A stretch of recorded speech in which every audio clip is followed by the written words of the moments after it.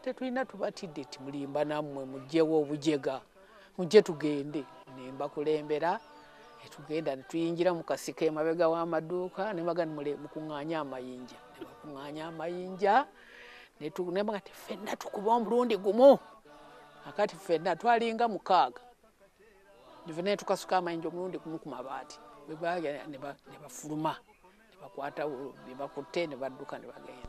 Okuva olwo Museveni yamuteeka ku lusegere. Teyakuba mmundu wadde ng'amanyi okuginasula wabula obuvunaanyizibwa n'emirimu egy'enjawulo bye yakola mu kiseera ekyo tebiyinza kubuusibwa maaso. Nze nabeeranga ku high command nga tubeera ne mukyalanjuba abantu banaalya ki mu kifo kyaffe mu ggwanga lyaffe ery'omu nsiko. Abalwadde tuggyeewo eddagala tuggyeewa emmere. Obulamu bw'ekiyeekera si bwangu ate ku ludda lw'abakazi wamma ggwe bikalubira ddala. Kyokka newankubadde waliwo embeera lwe yamunyigiriza, omukyala ono teyaseerera kuva ku kyamutwala mu nsiko. Ekiseera kyatuuka Museveni n'alwala naye nga tetumanyi yalwala ki alwadde ki. Dokita Besigye oyo n'amukerera n'amugaa nti walidde emmere ey'obutwa. Ekibereberye essale kye yabuuza ne banne ddala mukyala Zizinga ono ayinza okuba ndi omu ku baamuwadde obutwa. Obutateganya teguzza nvuma. Mukyala Zizinga ono agamba nti olutalo terwamusala kuba kye yaluubirira ddala yakifuna. N'emirembe kwe togirawo tegiriiwo naye mu kiseera kiri ng'oyinza otya okwogera ku pulezidenti n'osigalawo ng'oli mulamu. Kino tekisooka wadde minisita nga minisita bu minisita era ng'ekiroba kunono oba misana. Ekyo kikulu nnyo okulaba obulamu bw'abantu nti bwa muwendo. Y'omu ku baaweebwa omudaali gw'abazira nga n'omwami we William Zizinga naye yafuna omudaali. Yabbulwamu n'ekizimbe kiramba ekyankwanzi aba NRM abakazi gye basula nga bagenzeeyo okubangulwa ku nsonga ezitali zimu. Ekizimbe ekirala kyaweebwa erinnya lye nga kino kiri ku ssomero lya primary ekitungwa ku Rwebombo. Yaweebwa n'ekitiibwa eky'obwa kapiteeni.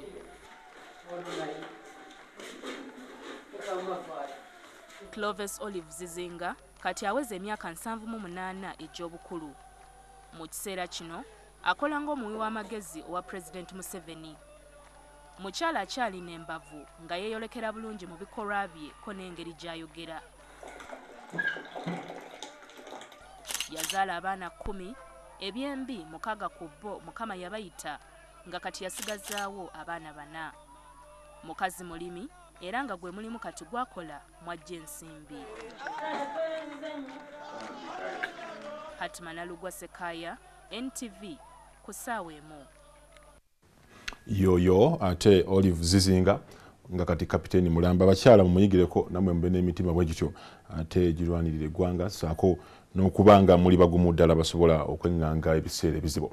Tukyageredde mu maaso watugenda soka mulimu katono ddala mukudda tukubona mwera mala mangi gotasanye kubanga osubwa mulimu na bino.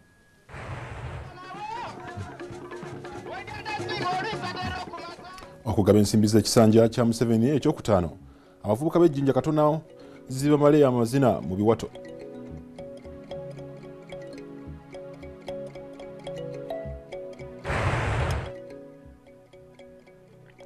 Okukulaakulanya ebitone byaba musaayi muto amu ku baana b'e Kasokoso ebiseera byabwe babimalira mu kuyiga kuzannya tew wood.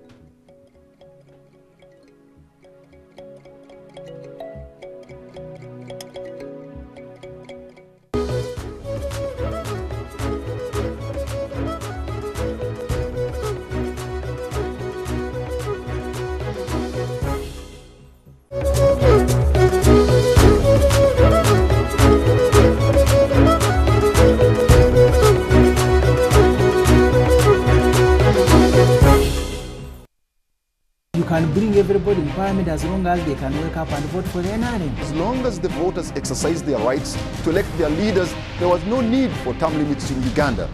I know him. I know how he operates. I know how he thinks. There are ways you can go around these obstacles. Why should I conduct myself as if I am a Muyai? It's absolutely true I admired President Museveni. Is the ICC a fascistic code targeting African leaders? You cannot tell me that the whole trouble Kenya had revolved about only the two individuals. The money is not in the budget of this financial year. You can't beat God. You see, God is polygamous also. Look at Jeremiah chapter 31. The security of this country will largely depend on the contribution that the people make.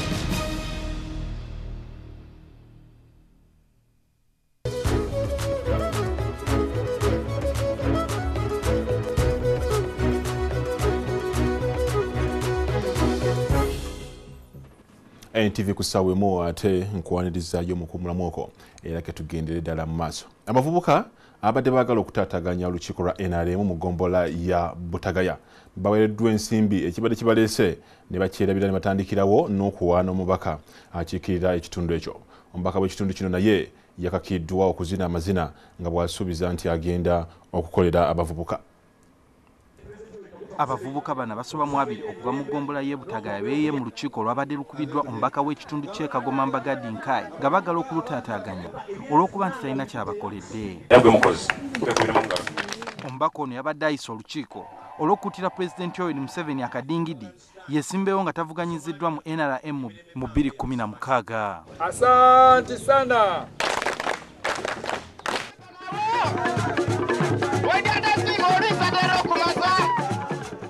Omubaka ono yakakiddwa okuzina amazina g'ekika mu maaso g'abatuuze. Omubaka yakakiddwa okugenda ekasawo ng'enjogera y'ennaku zino bw'egamba era kino kyategudde bangi ku batuuze emmeeme.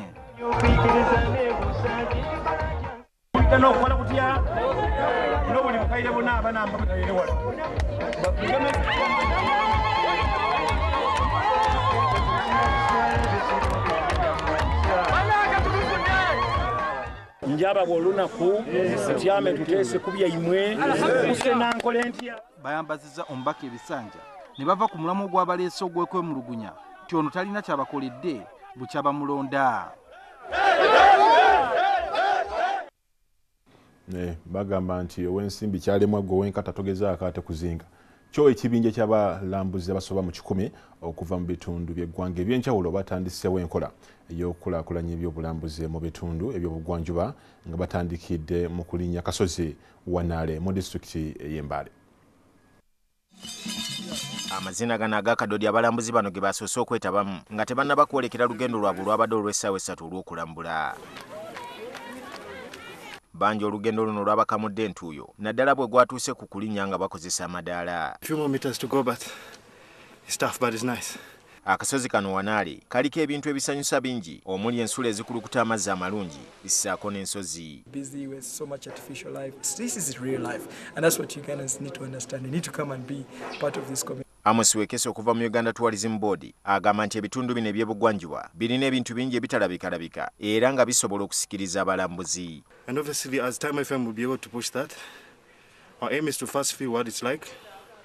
So we're able to tell people what it's actually like hiking the Wanaane Hill. This message is that tourism is the future of Uganda. We can talk about agriculture. There's no way you can have 80% of your agriculture in the hands of peasants and then you think you'll grow an economy. Wekese agamba nti kino ekitandikiddwawo kyakukendeeza ku bbula ly'emirimu mu kitundu kino. Kyokka okusoomozebwa kuba kyalina ebikozesebwa mu kitundu kino byakekwa naddala nga wooteri ezisulwamu. Nga tufuddeyo na buli kati ekireeta ssaako n'eddagala erivumula obulwadde bwa kinyenyamutwe tebinnamanyibwa. Kino nno kye kisuza abakola okunoonyereza mu by'obulamu nga bakunadde nga lumonde mu bikata. Okunoonyereza kuno tekukomye wano mu Uganda wokka era ng'abantu 10 abaali baatwalibwa mu America okwekebejjebwa bakomezebwawo. Mu kitundu kyaffe ekisembayo mu kulambulula ebikwata ku kirwadde kya kinyenyamutwe, omusasi waffe kakubuulire okunoonyereza kuno wa wekutuuse.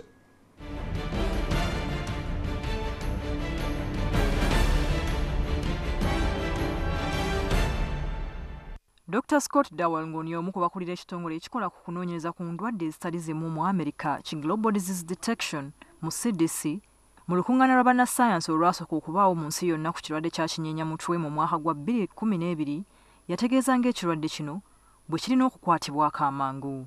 We've been working for several years and we still don't have the answers. Na buli kati ebibuuzo ku kirwadde kino bikyali bingi ebikyabagulumbya emitwe era ababaka ba CDC wano mu Uganda babadde bakyali mu mambuka g'eggwanga nga banoonyereza.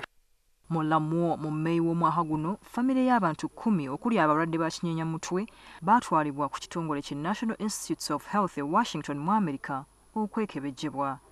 The study wants to know whether there is any genetic correspondence from the parents to the affected children, and why the other children have remained without the Norris syndrome, and why have the grandchildren remained healthy. Era family yakomawo wiiki 2 emabega. Abakugu mu NIH mu America bagamba nti bakebedde abalwadde basatu ab'emyaka 18, 17 ne 13 nga bano babakebedde n'obwongo. It is our prayer to God that out of the 10 people we should get to know what is the problem and the drug itself. Nodding syndrome has been something that struck the medical profession and the knowledge of medicine in this particular region.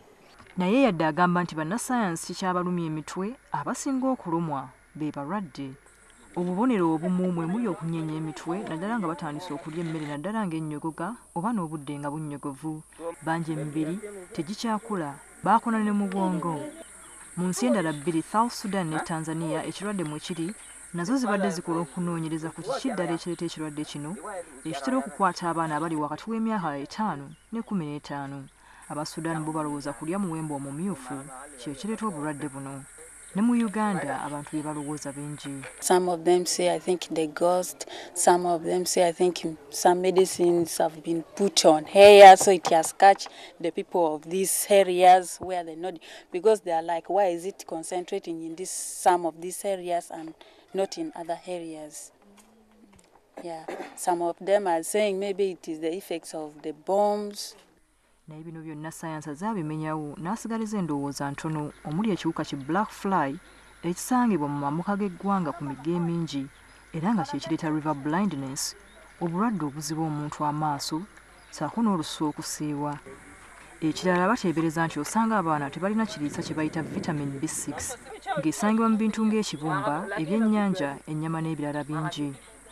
That's interesting to us because low vitamin B6 in a rare circumstances can be associated with seizures, intractable seizures, very difficult to treat. And so that provides us some hope that if high doses of vitamin B6 are provided, perhaps that will help these children. Bannasayansi abasinga balowooza nti kino kika kya nsimbu ekirala. This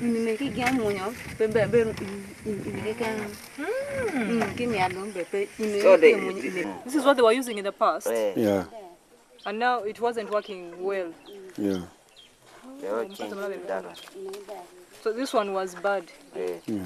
So this is better? Yeah. Okay. Ministry y'ebyobulamu ebadde efuuyira eddagala mu migga ekiteeberezebwa okubaamu ebiwuka bi black fly. River dosing will continue until the black flies can no longer be detected.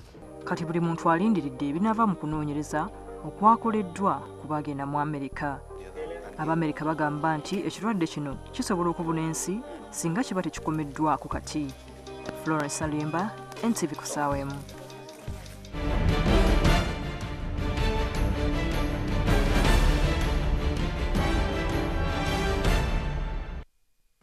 Ekyo kyekirwadde kya kinyenyamutwe wabula kulikayo nnyo Florence Naluyimba. Simanyi bameka ku mmwe bategeera obulungi omuzannyo gwa taekwondo naye nga waliwo abavubuka mu bitundu by'eggwanga ebimu abakeera ku makya olunaba mu maaso olwo ne batandikirawo ne babaka ebikola.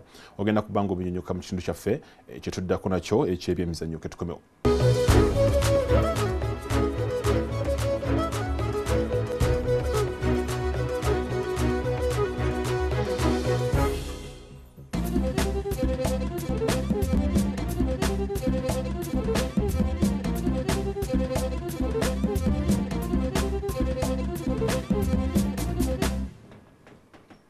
ate bino bya mizanyo kulikayo mu kuumulamu. Olwaleero tuliko musaayi muto Muhammad Muwaya eyefunyiridde ku ddimu ery'okutendeka abaana omuzannyo gwa taekwondo mu kitundu ky'e Kasokoso gwe tusanze.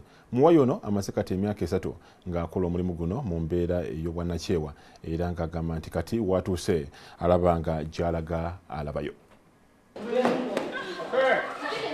Muhammad Muwaya yagenda e Kasokoso mu mwaka gw'2011 n'ekigendererwa eky'okutandikawo essomero lya taekwondo ng'asuubira nti abazadde b'abaana bano bajja kumusasulangayoko ku kasente. Wabula bwe yatuuka mu kifo kino n'akizuula nti abazadde abamu baavu nnyo nga tebasobola wadde okuweerera abaana baabwe. Nsalawo abaana bano abayigiriza taekwondo ku bwereere.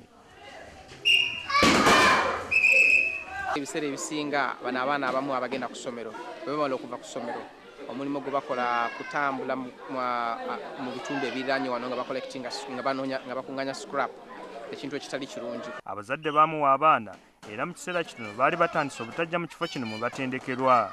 Abaana bano baali tebazannyanga ku muzannyo gwa taekwondo okuggyako oggulaba mu firimu. Nali nsose zanya mpiira ndaba nga taekwondo enyuma nenzijja kati ntandika zanya taekwondo. Nasanga abaana nga bali kuzanya nange ne ngamba ekinnyumiramu nange ne ntandika okuzanya ne mba joininga. Waayita ekiseera kitono abaana bano ne batandika okwetaba mu mpaka z'eggwanga ez'enjawulo mwe bazze bawangulira emidaali. Nga 29 ogwokusatu guno omwaka twawangudde ekikopo eky'aba juniors abasinga era tukirina. Natwala abaana bali 11, twafuna gold medals 4, ne tufuna silver medals 3, ne tufuna ne bronze 4. Era omwaka oguwedde era ffe twali tusinga. Twagenda ne Mombasa natwala tiimu y'abaana ba 5 ne tukomawo n'emidaali 4, gold 1, silver 2 ne bronze 1. Wabula agamba nti bino byonna bikolera mu bugubi obutagambika. Abaana bano bebamu bazadde baaba bava side z'engulu olw'olutalo olwaliwo wakati wa koni ne gavumenti yaffe, era nga bazadde abakyalina bazadde baabwe bannaku nnyo, tebafuna balina obulimo tebasasula ssente zimala, era tugambe abaana abanaku mu ggwanga. Mu kiseera kino bamusaayi muto bano batunuulidde okweyongerayo mu maaso bawangule emidaali mu mpaka z'ensi yonna. Egafuka master mbanga nkuze. Nino traininga nnyo tuke champion era nange mbemu abasinga. Abaana bano mbadde njagala kutandika kubatwala mu nsi z'ebweru bazannye, kubanga no mu East Africa bazannya bulungi nnyo, kati njagala ndaba omutindo gwabwe guyimiridde gutya nga tubatadde mu mpaka z'ensi yonna. Ninawo kati abaana 3 abalenzi ab'emyaka 15 abo bo nga nteekateeka mu 2020 bagende mu Olympics bonna we zinaabeera.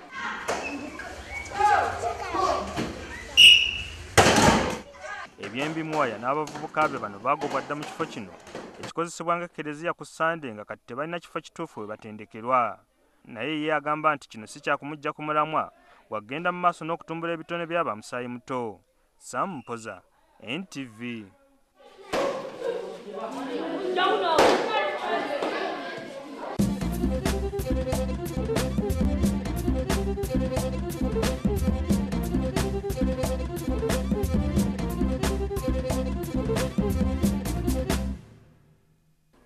Ate olwakadde tetuyinza kuba nga tusukka waawo olunaku olwaleero. Nze Patrick Mukasa nkwagaliza birungi byere teweerabira nti ku ssaawa 3 tulina amawulire mu lulimi oluzungu. Sula bulungi bubweraba.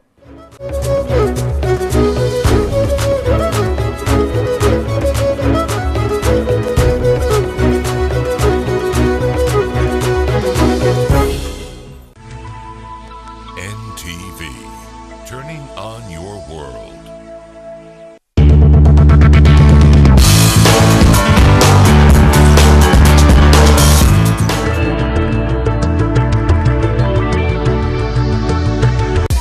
Sometimes children have amazing ideas, but they can lead to tough stains. And for tough stains, there's new Omo Fast Action. Its super fast cleaning technology removes stains fast. New Omo, no one removes tough stains faster. Today's highlight with Nice and Lovely Body Lotion. Hi Hightower. I am dressed like this because I just finished up a meeting with my dance club, the Regina Greer Dance Ensemble of Chicago, which is keeping kids off the streets. Well, I actually like your outfit, Regina. It's all tight and clingy. You know, I better not say anymore. I'm a married man.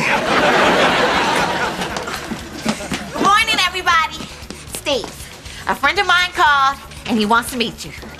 You bring out the best in me.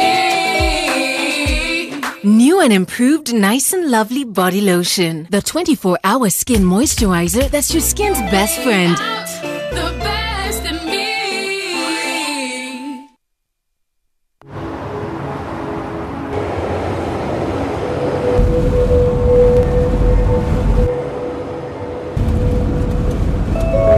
And the change of government won't stop a thing. I've run out of fingers counting the number of multinationals setting up here. What about the 3 companies that announced their plans to launch last week? I say they're shortly. Me, I'd be looking to sell. At what price? More. Much, much more.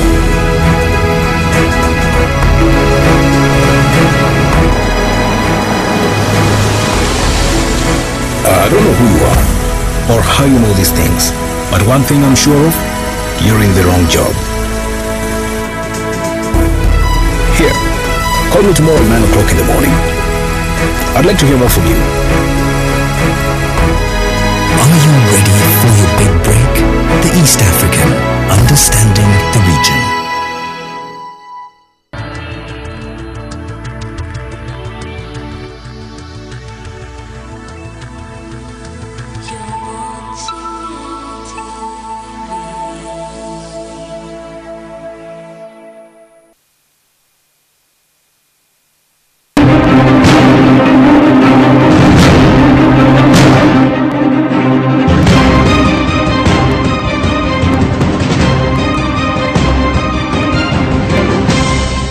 Watching Morning at NTV.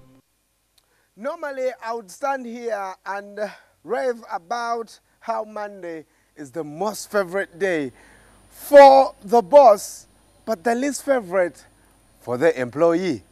But today, June 9th, 2014, is special because we take off some time to honor the lives of those who sacrifice to make sure that we live a better life in Uganda. Maybe it happens across the whole world, but for Uganda, today is special. And most of you are at home, probably watching from the comfort of your bed, of your sitting room, or at your work table. My name is Brian Mlondo. Joel Senyonyi, Mabel Kebirunji are all ready to make sure that you have a fantastic Heroes Day. Let's get started with the question of the day. Good morning.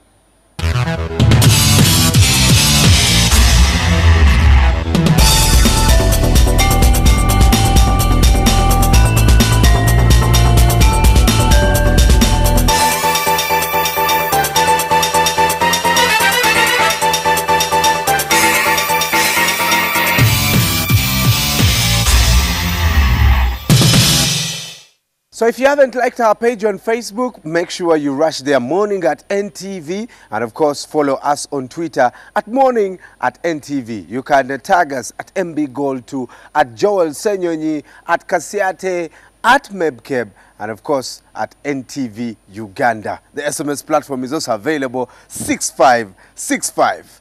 Today, during the next 2 hours, we'll be asking awesome authoritative question like this.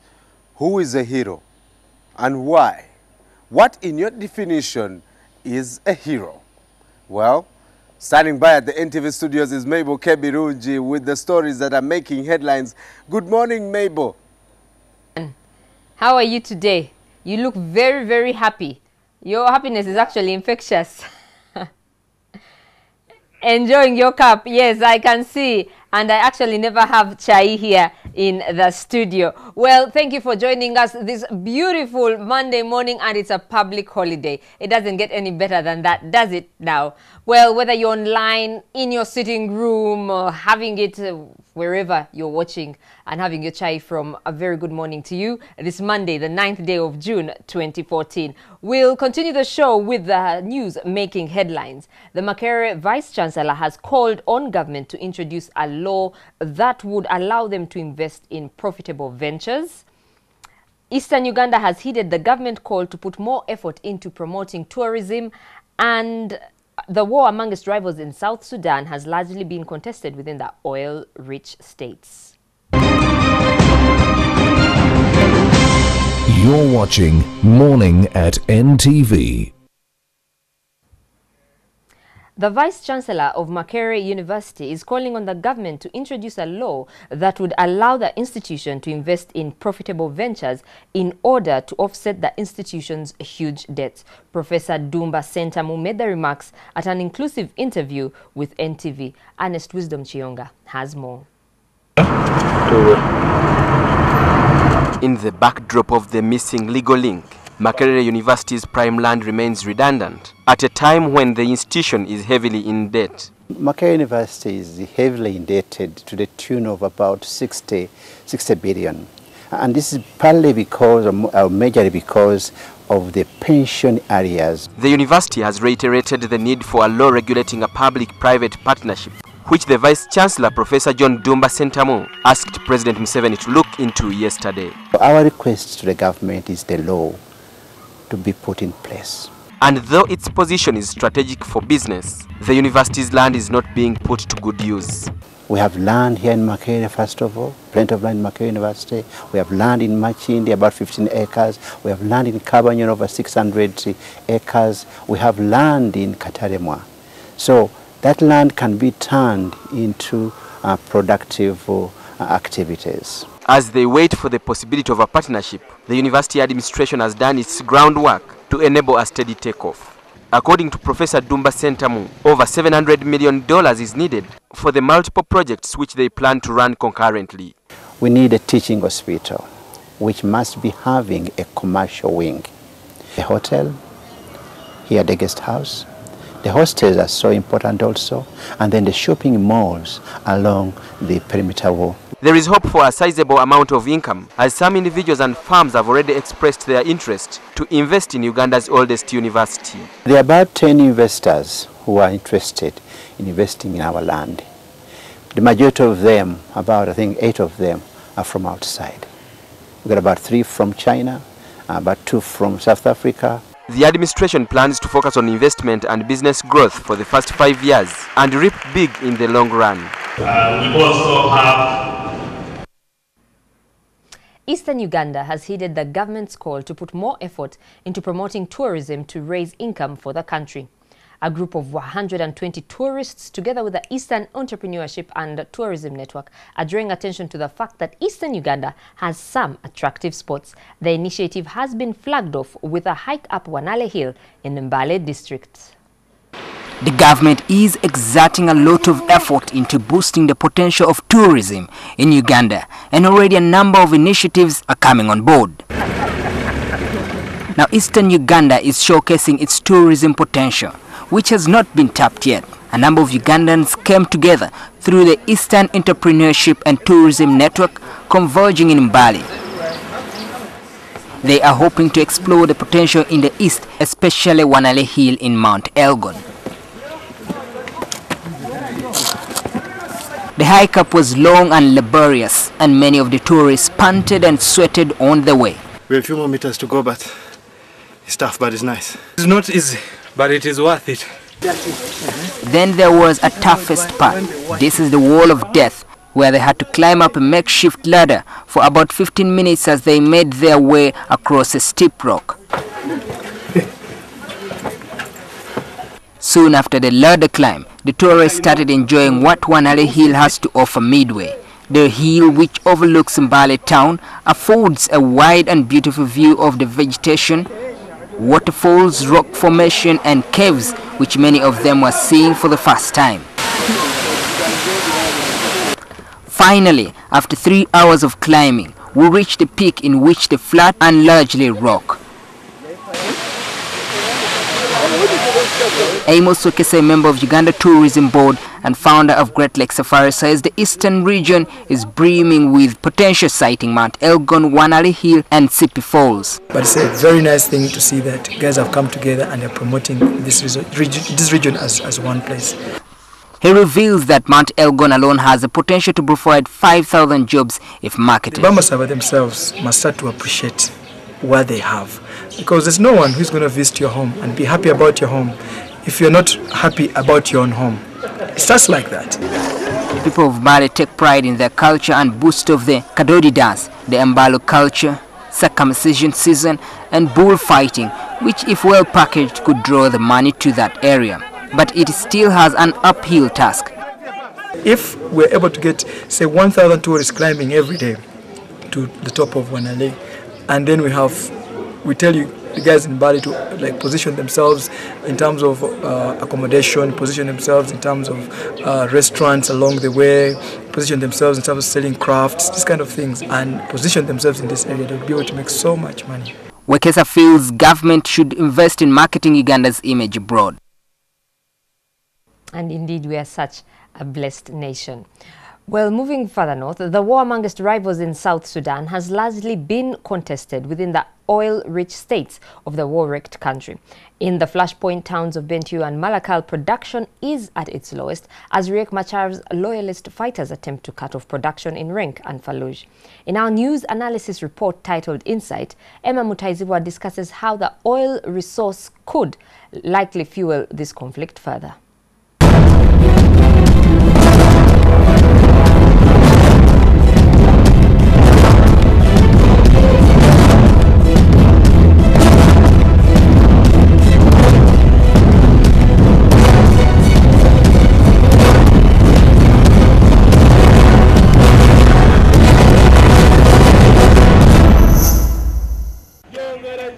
A war of attrition that continues to rage on without an end in sight.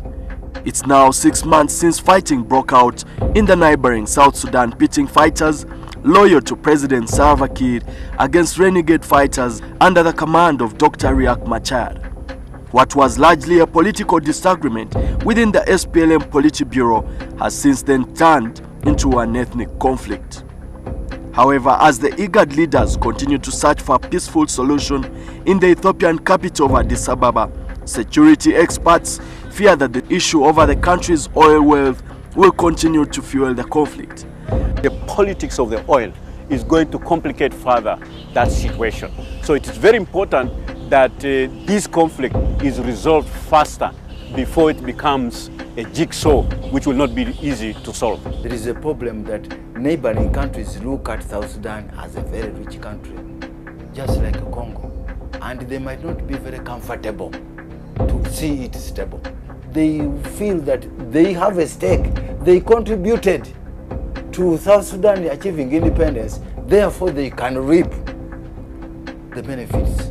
Highly placed sources reveal that for the first time, Khartoum and Juba, strange bedfellows, recently issued a warning to Riek. The recent week, as you saw Machar in Kenya, he was under intense pressure from Khartoum and China, who have told him if he dares go to Fallujah and Renk and close the remaining oil fields, then it's an open invitation for them to come in. China, which barely meddles in internal politics of African countries, has since then adopted a proactive stance and aggressive policy to protect its own interests. It's deploying a combat-ready, or about 800 men or so, really combat-ready, never done before. Why South Sudan? Oil interest. Since the conflict began, oil production, especially in the flashpoint towns of Bentiu and Malakal, has sharply dropped to 30%. China, which was getting 5% of its oil from the war-wrecked country, is now getting only about 1.5%. The state-farm China National Petroleum Corp has a 40% stake in a joint venture to develop other oil fields in South Sudan. Khartoum, whose economy is in a tailspin, gets 60% of its budget from oil fields in South Sudan, while the cash-strapped government of Salva Kiir gets 90% of its revenue from the oil fields. Yet amongst Machar's community, There is anger that money from the oil wells in their cradleland is being used to buy weapons to kill the Nuer. The United States, which recently engaged shuttle diplomacy and is one of the biggest donors to South Sudan, is not happy with Kiir for giving China the upper hand to exploit the oil wells. America, Britain, and Norway, the Troika, the friends of IGAD, have walked toe by toe, moved together with people of South Sudan and the region to bring about peace, the comprehensive peace agreement, and also to bring about the independence of South Sudan. Unfortunately for them, when South Sudan got its independence, it immediately looked into China. It has given China all the contracts.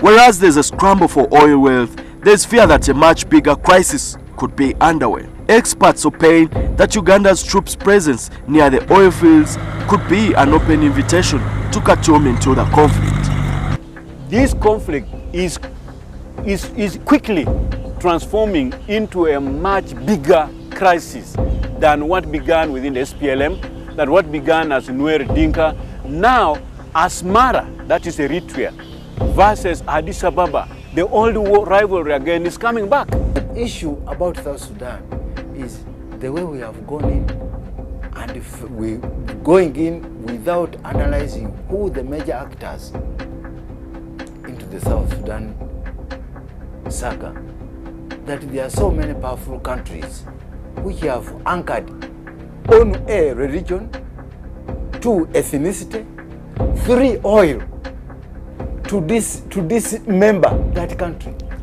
An arms race is underway in the Great Lakes region, and security experts fear that unless this crisis is quickly resolved, South Sudan could become the theater of a regional conflict as the country is hemmed in by belligerents. Emmanuel Mtaiziwa, NTV.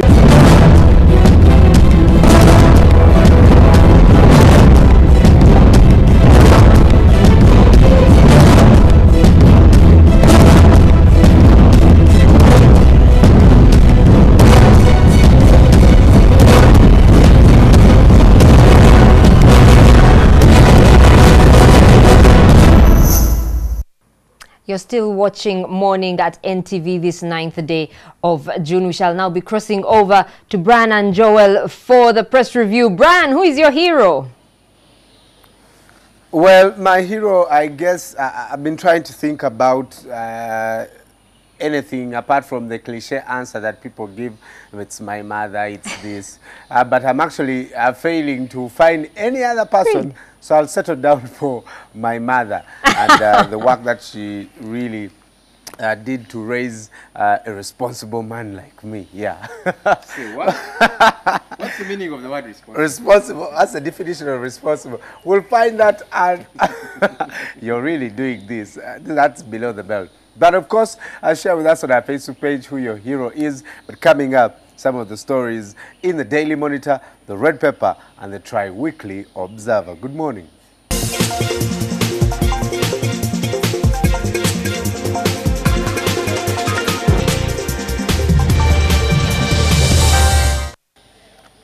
Well, it's the 9th day of June 2014, coming to you live from the Kampala Serena Hotel rooftop. And this is your press review, looking at some of the stories that are making the headlines in 3 papers. Ask me who my hero is. Daily Monitor, the Red Pepper, and the Weekly Observer. So you laughed when I told you that my mother raised me into a responsible man. You're the one who made me laugh. I mean, I looked at the cringe in your face and thinking, you probably don't believe what you're saying. You're actually a responsible man. You don't think you are? It's a creature. You said it's a creature it's for a people creature. to say our mothers and so on. Creature or not, my mother is my hero, without a doubt. Yeah. This woman bent her back over backwards to raise myself and my siblings. She did an awesome job. You know? Right. But each time I hear people talk about their mothers, I keep saying, where are the fathers? Where are you guys? Yeah, you are yeah. a father. You know, that is very worrisome, you know. So fathers need to stand up and be counted. And oftentimes it's not that they died or anything. They're just out of the picture. They're out of the absentee picture. fathers, which is very unfortunate. Little wonder we have much of what we see in this country. Well, our friends at MTN have honored the single mother of 5. And again, you ask, how come there's no guy there to take the props? Our friend Tamale Mirundi would say the mother and father should form a coalition.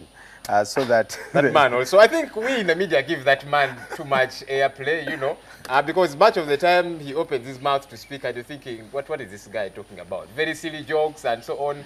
We need more serious people. I'm sure Simon Kasiate would lambast you, who is not feeling well, by the way, and today is at home trying to get better, get well soon. Simon, do we often confuse hero and mentor? I think it's variable. A mentor, in my understanding, would be somebody that you look up to. They may not have done anything specifically for you in your life, but you look up to them, either the way they dress or the way they talk, the way they do things, their profession, something about them that you like that inspires you either to be like them or to do things a certain way. I think that's a mentor. A hero is somebody who has done something for you that's changed your life in one way or another. That is why you hear many people say, President Museveni is my hero. Unfortunately, I don't belong to that caliber of people, but if he is a hero to some will say basically, or whoever the case might be, it's unfortunate that there's not many people to look up to in this country, which is unfortunate. But if that is your hero, that's all right. He's not mine.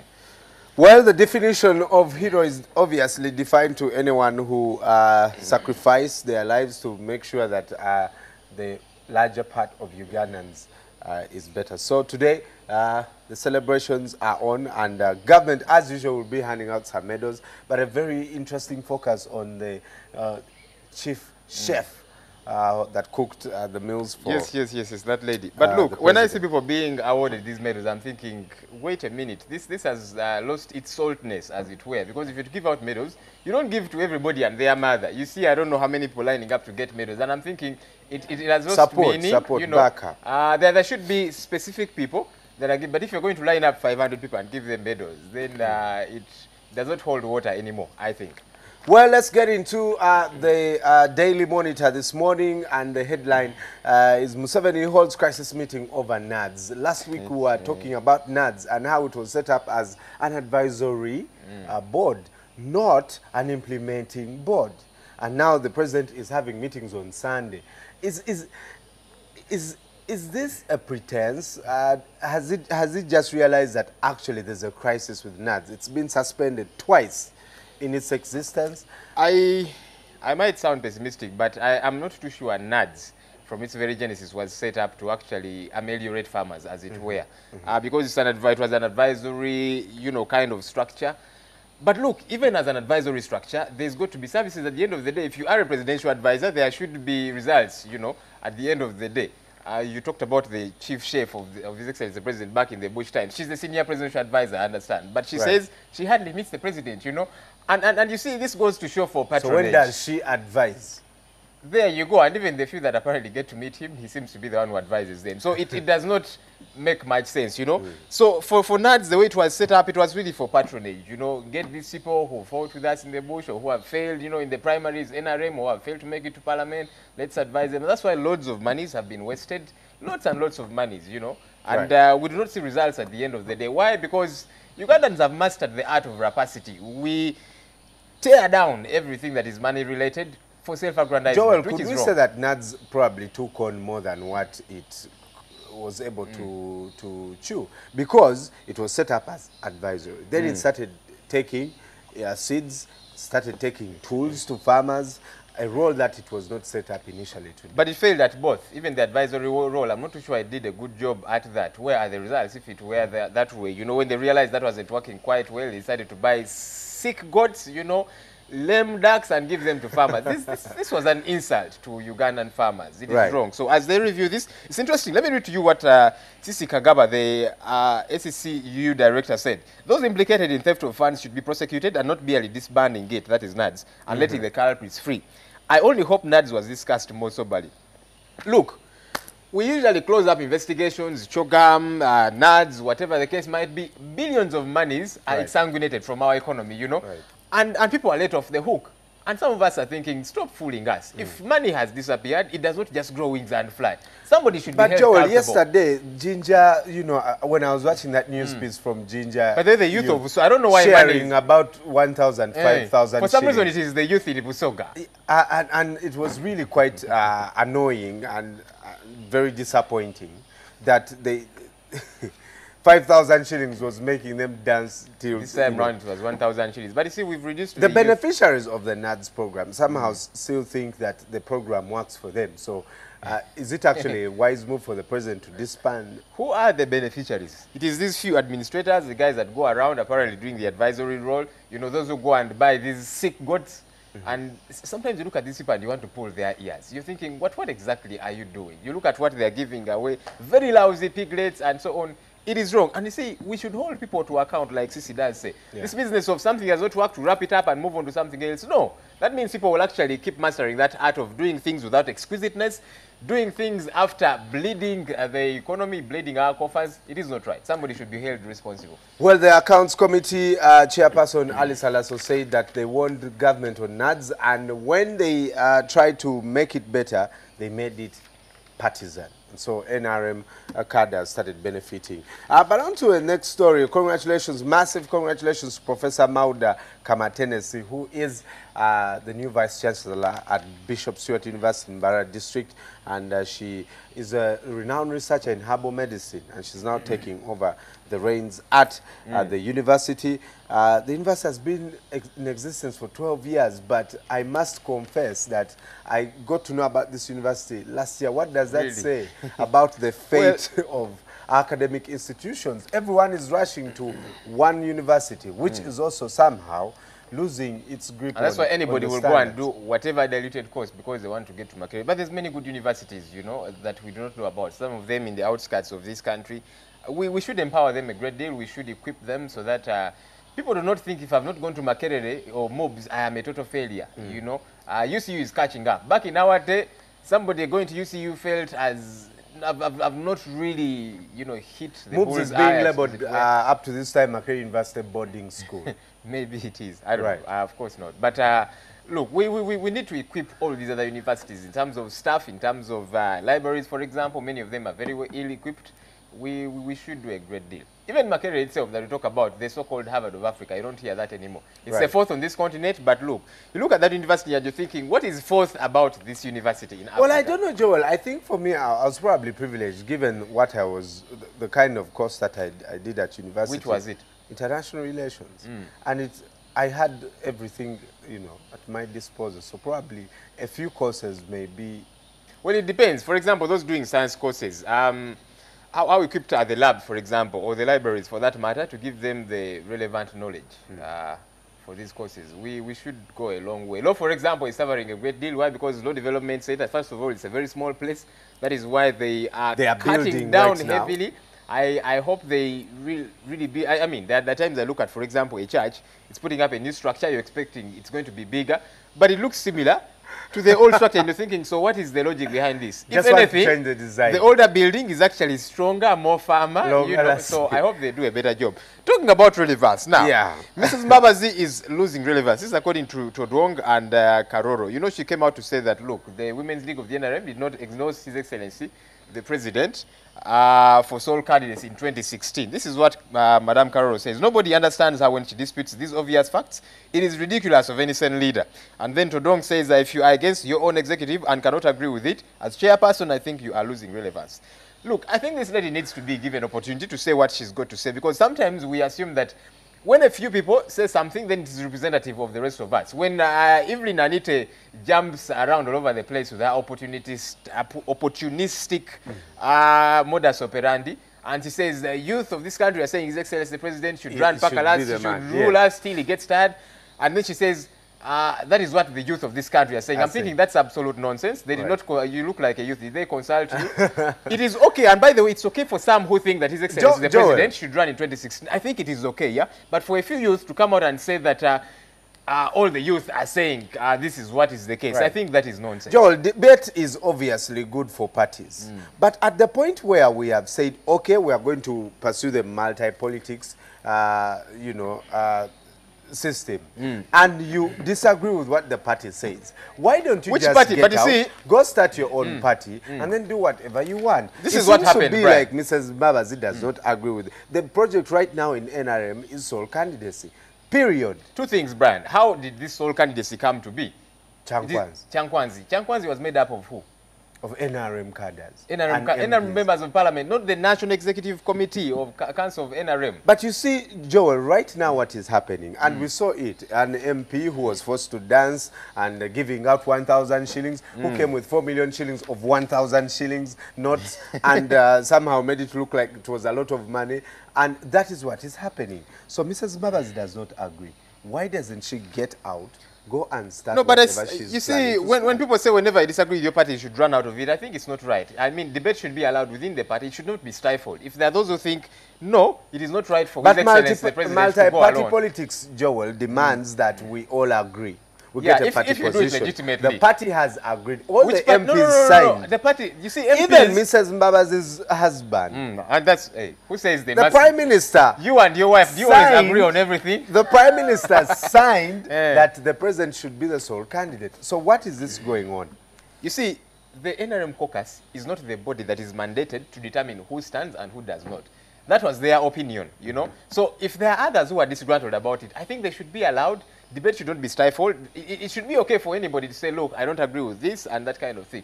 But look, you talk about the Women's Council saying they're endorsing His Excellency the President. I just saw a few women leaders, you know, some of them parliamentarians and so on, calling a press conference and saying, as Women's League, we have agreed. Similar to what the youth are saying. You know, a few youth leaders, these lousy young fellows, the Evelyn Anitas of this world and the like, who come out and say we are representative of all the other youth. Give us a break. You don't represent every one of us. That is your opinion, which is okay. You are entitled to your opinion. But you see, don't come out and say that this is the opinion of literally everybody.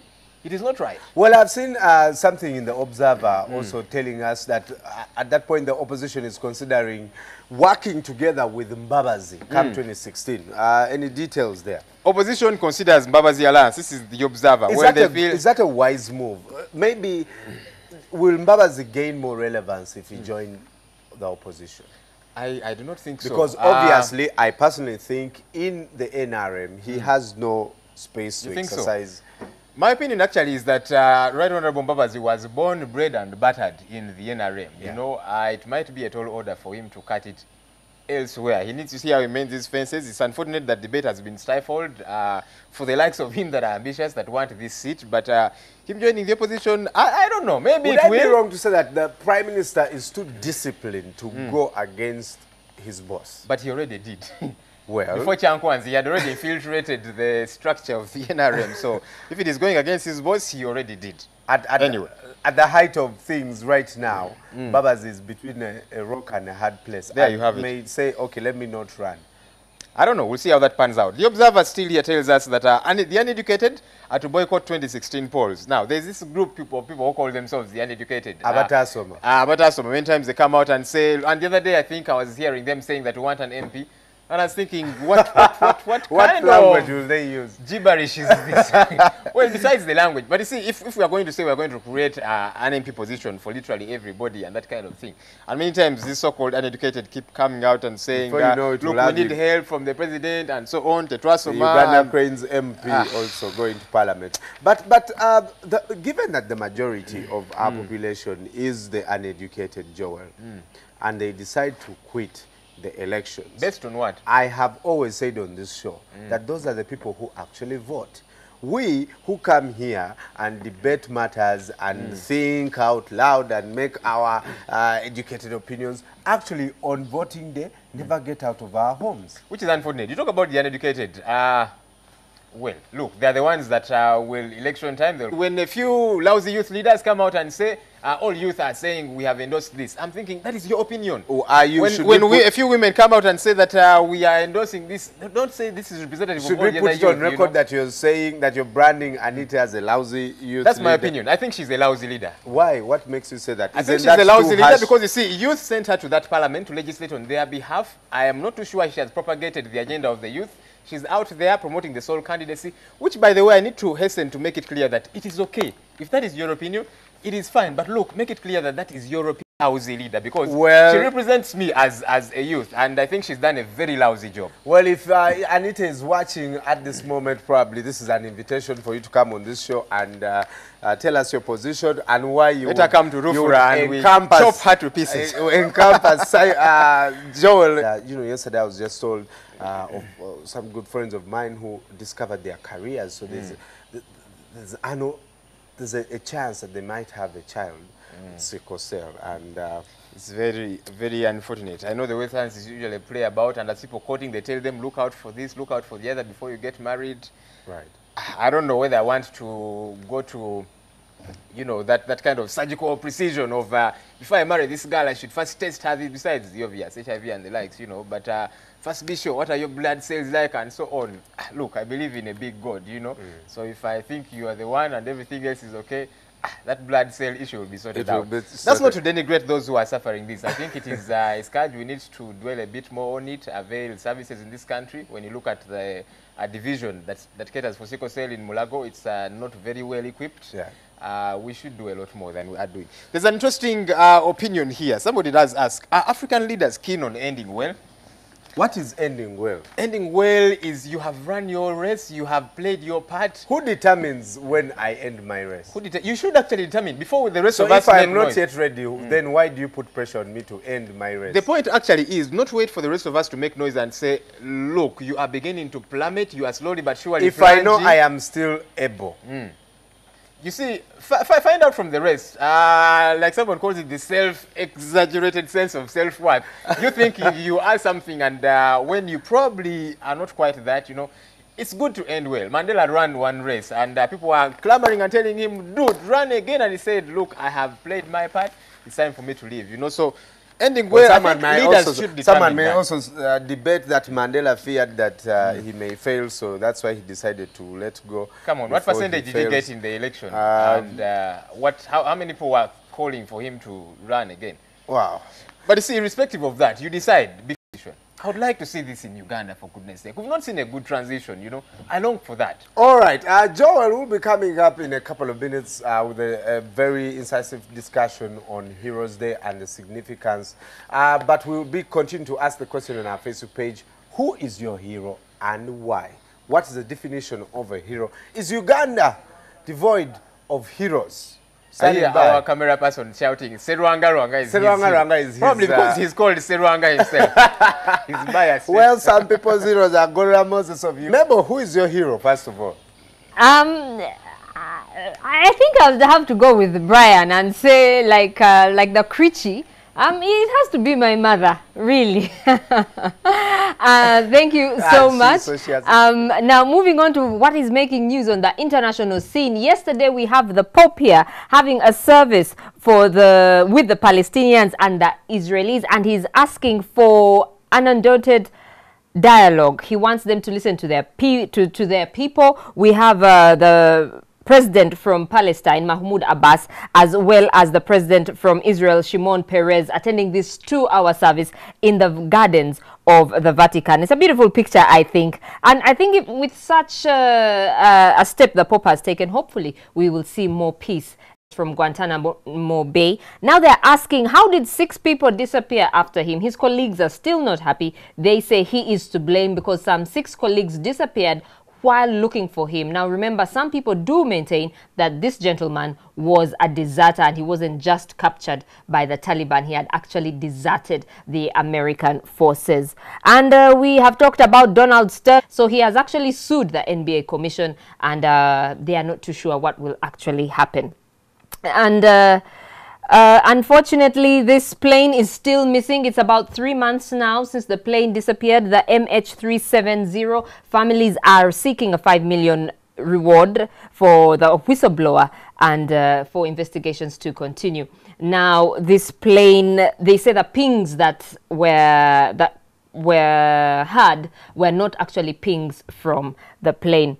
Onto the Sky News page, Karachi Airport has been under attack. Terrorists attacked the airport, leaving 13th page. We have Al-Sisi being sworn in as the president of Egypt. And on BBC, Ukraine crisis, fighting in the East must end this week. That is what the current president-elect Petro Poroshenko has pledged. He was speaking at talks involving an envoy from the Organization for Security and Cooperation in Europe, and Russia's ambassador to Ukraine also agrees with him that this fighting must end. Egypt's Sisi vows tough line to bring in security into the country. He says he will not negotiate with terrorists after being sworn in as Egypt's president. He said his election is after a landslide victory was a historic moment and pledged no reconciliation with those who had committed violence. And on to sport, the Cameroonian team actually boarded their flight. They had refused to board the plane because of wedges. This was over the weekend. They were supposed to go to South America, and they refused to board the plane because they said the £61,000 they were to be paid for featuring in the World Cup was not sufficient for them.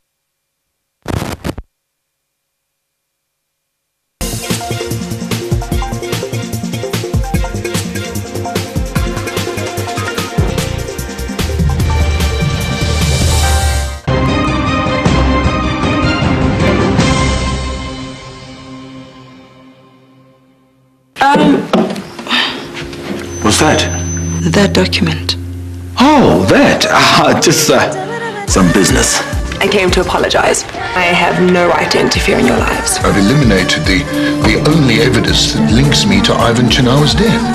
But you didn't have to kill another person. It's not like I've got anything to hide, Nene. Just go ahead. Victoria, how is it like to work for Miles Filagazi? Blood seemed to matter not. Blood? Yeah, blood. I'm responsible for your father's death.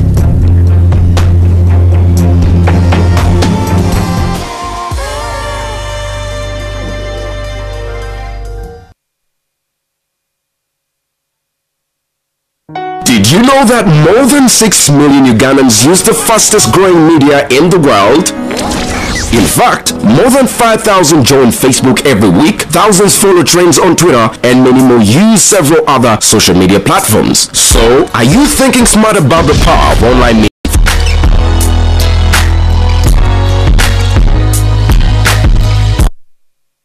She was molested when she was 6 by someone she trusted. The doctors finally walked into the door. They basically were telling me that she had a 5% chance of living. I couldn't understand. I felt not normal, not good. I wasn't lovable. As a teen, Melissa discovered that drinking gave some relief. Tommy is free today and continues to tell people that it was Jesus who changed his life. The time I spent in prison, I spent putting my ideas together on how I was going to come back and make it all right. And I realized my purpose, that I was created to reflect the glory of God. Duke now realizes why God kept him alive. These were real people facing desperate situations, just like you and me. You know, Jesus died to set you free, and he can give you a new heart.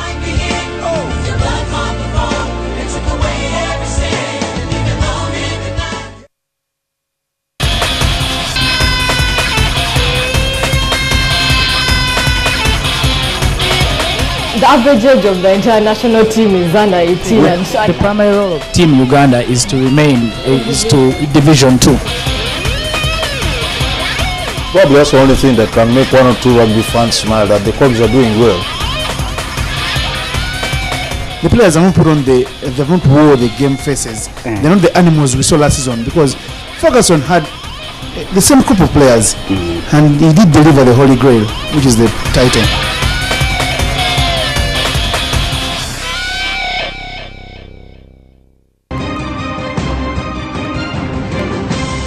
You're watching Morning at NTV with Simon Kasiate, Mabel Kebirunji, and Brian Molondo. It's about 17 minutes on to 8 o'clock this Heroes Day. We now cross over to Joel for today's big story. Mabel, Joel, whom do we have? Yeah, apparently you also gave us a cliché, like somebody calls it, of your hero being a mother. Today's Heroes Day, and I want to ruminate a little over this. Uganda's heroes that we celebrate in this country. Some think that word heroes in this country has lost its saltiness. Is that the case? We'll find this out when we return shortly.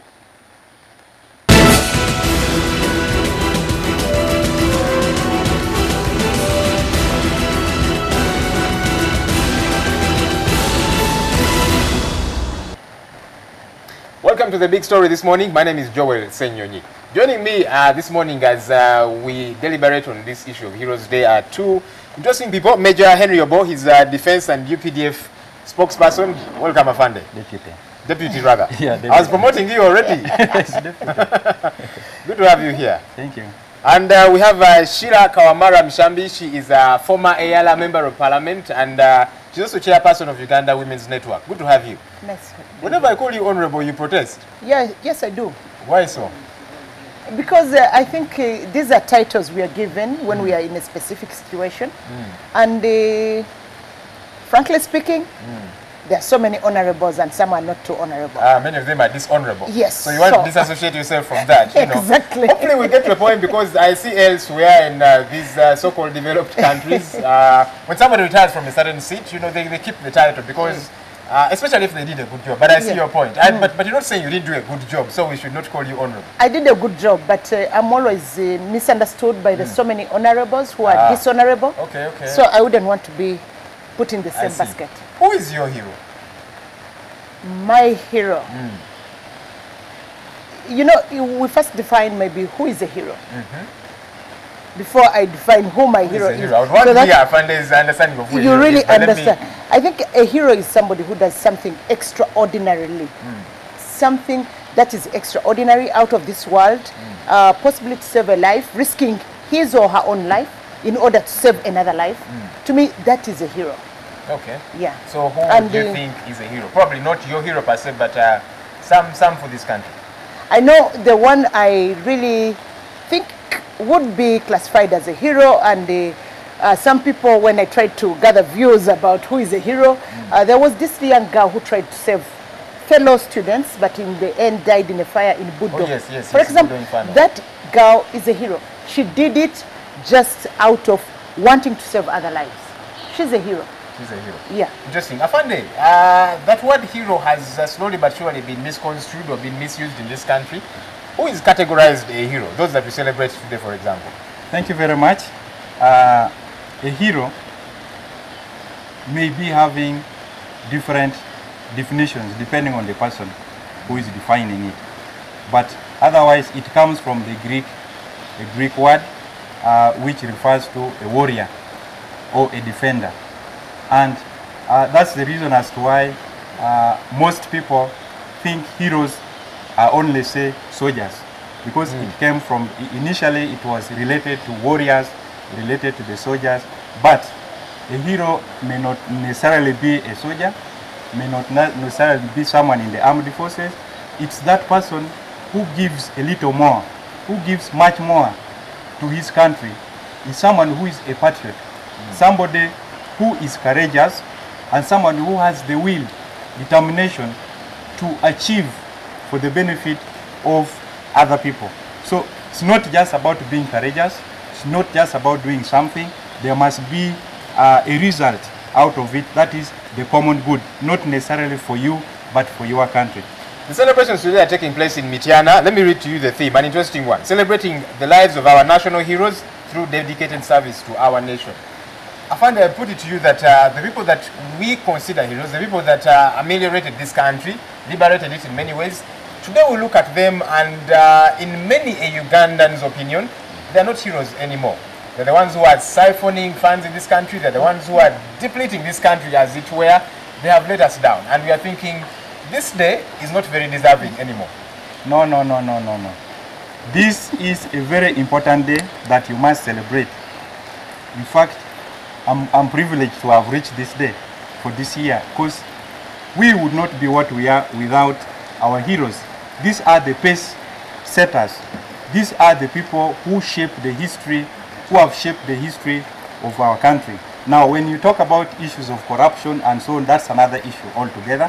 But for us, in the sense, say like in the military, it's very clear who a hero is.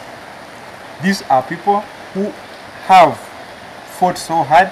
These are people who have gone an extra mile, who have shown extra courage in times of danger, to extent that they don't consider the safety of their own lives, but for the interest of the common good, that is for the interest of the country. So we must always ensure that we commemorate this, because we will one day forget where we came from. It's very important for you to know where you came from. And when we are talking about these heroes today, we're not talking about say from which period we are talking about all through post-colonial times. I hope so, because many times I see the heroes you focus on are those from 1980s or 86 for that matter. But Sheila, turning to you, the people that you normally hang around with, you know, people in the opposition and the like, feel this day is irrelevant, we need not celebrate it any day. But one thinks, look, these guys came from the bush in the 80s and they set this country free. Why not celebrate? I think when Major Obo was talking, there were a bit of contradictions in what he said. He said these are heroes, these are people who have selflessly offered themselves to fight for a cause, and we see results. But if the end result we are seeing is corruption, and some of us put on black to really protest that corruption, up to now we are putting on black until we rid this country of corruption every Monday. So if a person went to the bush to fight, and then we end up seeing corruption or abuse of office as a result of that person's struggle, then I imagine that that person went to the bush to fight for their own stomachs. They had a cause. And for me, when you are talking about heroes, people who offer themselves selflessly, if you are doing your job, you were put in a place to do a job, and you're doing it well, you're doing it very well. Like we have seen so many civil servants, LOC ones being given medals as heroes. For what, for goodness sake? For taking money from me when I go to ask for my letter of recommendation or to stamp, and somebody is given a hero. That's and why not all are given. That's not why not all are given. Major, just a minute. We had a Heroes Day commemorated on May 27th. That is Obote's heroes now. Obote had specific heroes. When we get Museveni, he gets his own heroes. Tomorrow we shall have, let's say, leader of opposition, Wafula Ogutu, becomes president. Wafula Ogutu will also come with his heroes. So do you think, Sheila, that this day is, it holds no water anymore? We need not celebrate it? To me, it is just another public holiday. It no longer means anything. Originally, when the whole day, these days were set aside, it kind of, yes, we had a lot of hopes, even with the NRM. My late husband is one of the first decorated heroes in the NRA for the contribution they did in Luwero. But that was a fight they had, okay, to liberate the country. They went by themselves, they came back, and now they award themselves medals. It loses meaning. It should be we, the citizens, coming out to say, Sheila, for example, who would you vote for your hero? Then I say, out of all the NRA people who went to the bush, this is my hero. Because we are seeing them. I think the issue of medals is another. Let me put it to you, Major. The issue of medals is another that I think has slowly but surely lost its saltness. You see about 500 people lining up to be given medals, and I'm thinking, yes, what then is the relevance of medals? Because you see, just a minute, Major, if you're going to give literally everybody a medal, then you might as well give the 37 million Ugandans medals, because medals should be, you know, a preserve of a few, so that the meaning there really remains. You've said it. It's a preserve of a few. But then you have to know that in the history of Uganda, until 2001, when Parliament sat and said, no, we should find a way of honoring our people, this had not been taking place for quite long. And that's perhaps why you think the numbers seem to be so long. But we have different categories. There are different categories. We have the military medals, we have the civilian medals. For example, you say that everybody is getting. I will give you an example of this order of Katanga, for example. There is only one person who has got it. And that is President Museveni? No. I thought. No, Julius Nyerere. So you can see. So it's not that each and everybody is going. Myself, I have not got any, you see. I've not got any. It's coming. It's not that whoever is in uniform is supposed to get. You are just of yesterday. No, I'm not of yesterday. I'm part of the struggle. Really? Because you're unarmed. We were in the struggle without any guns. We couldn't defend ourselves sometimes. So we're part of the struggle. So why aren't we heroes? Major, we see many of the heroes who participated in this bush war.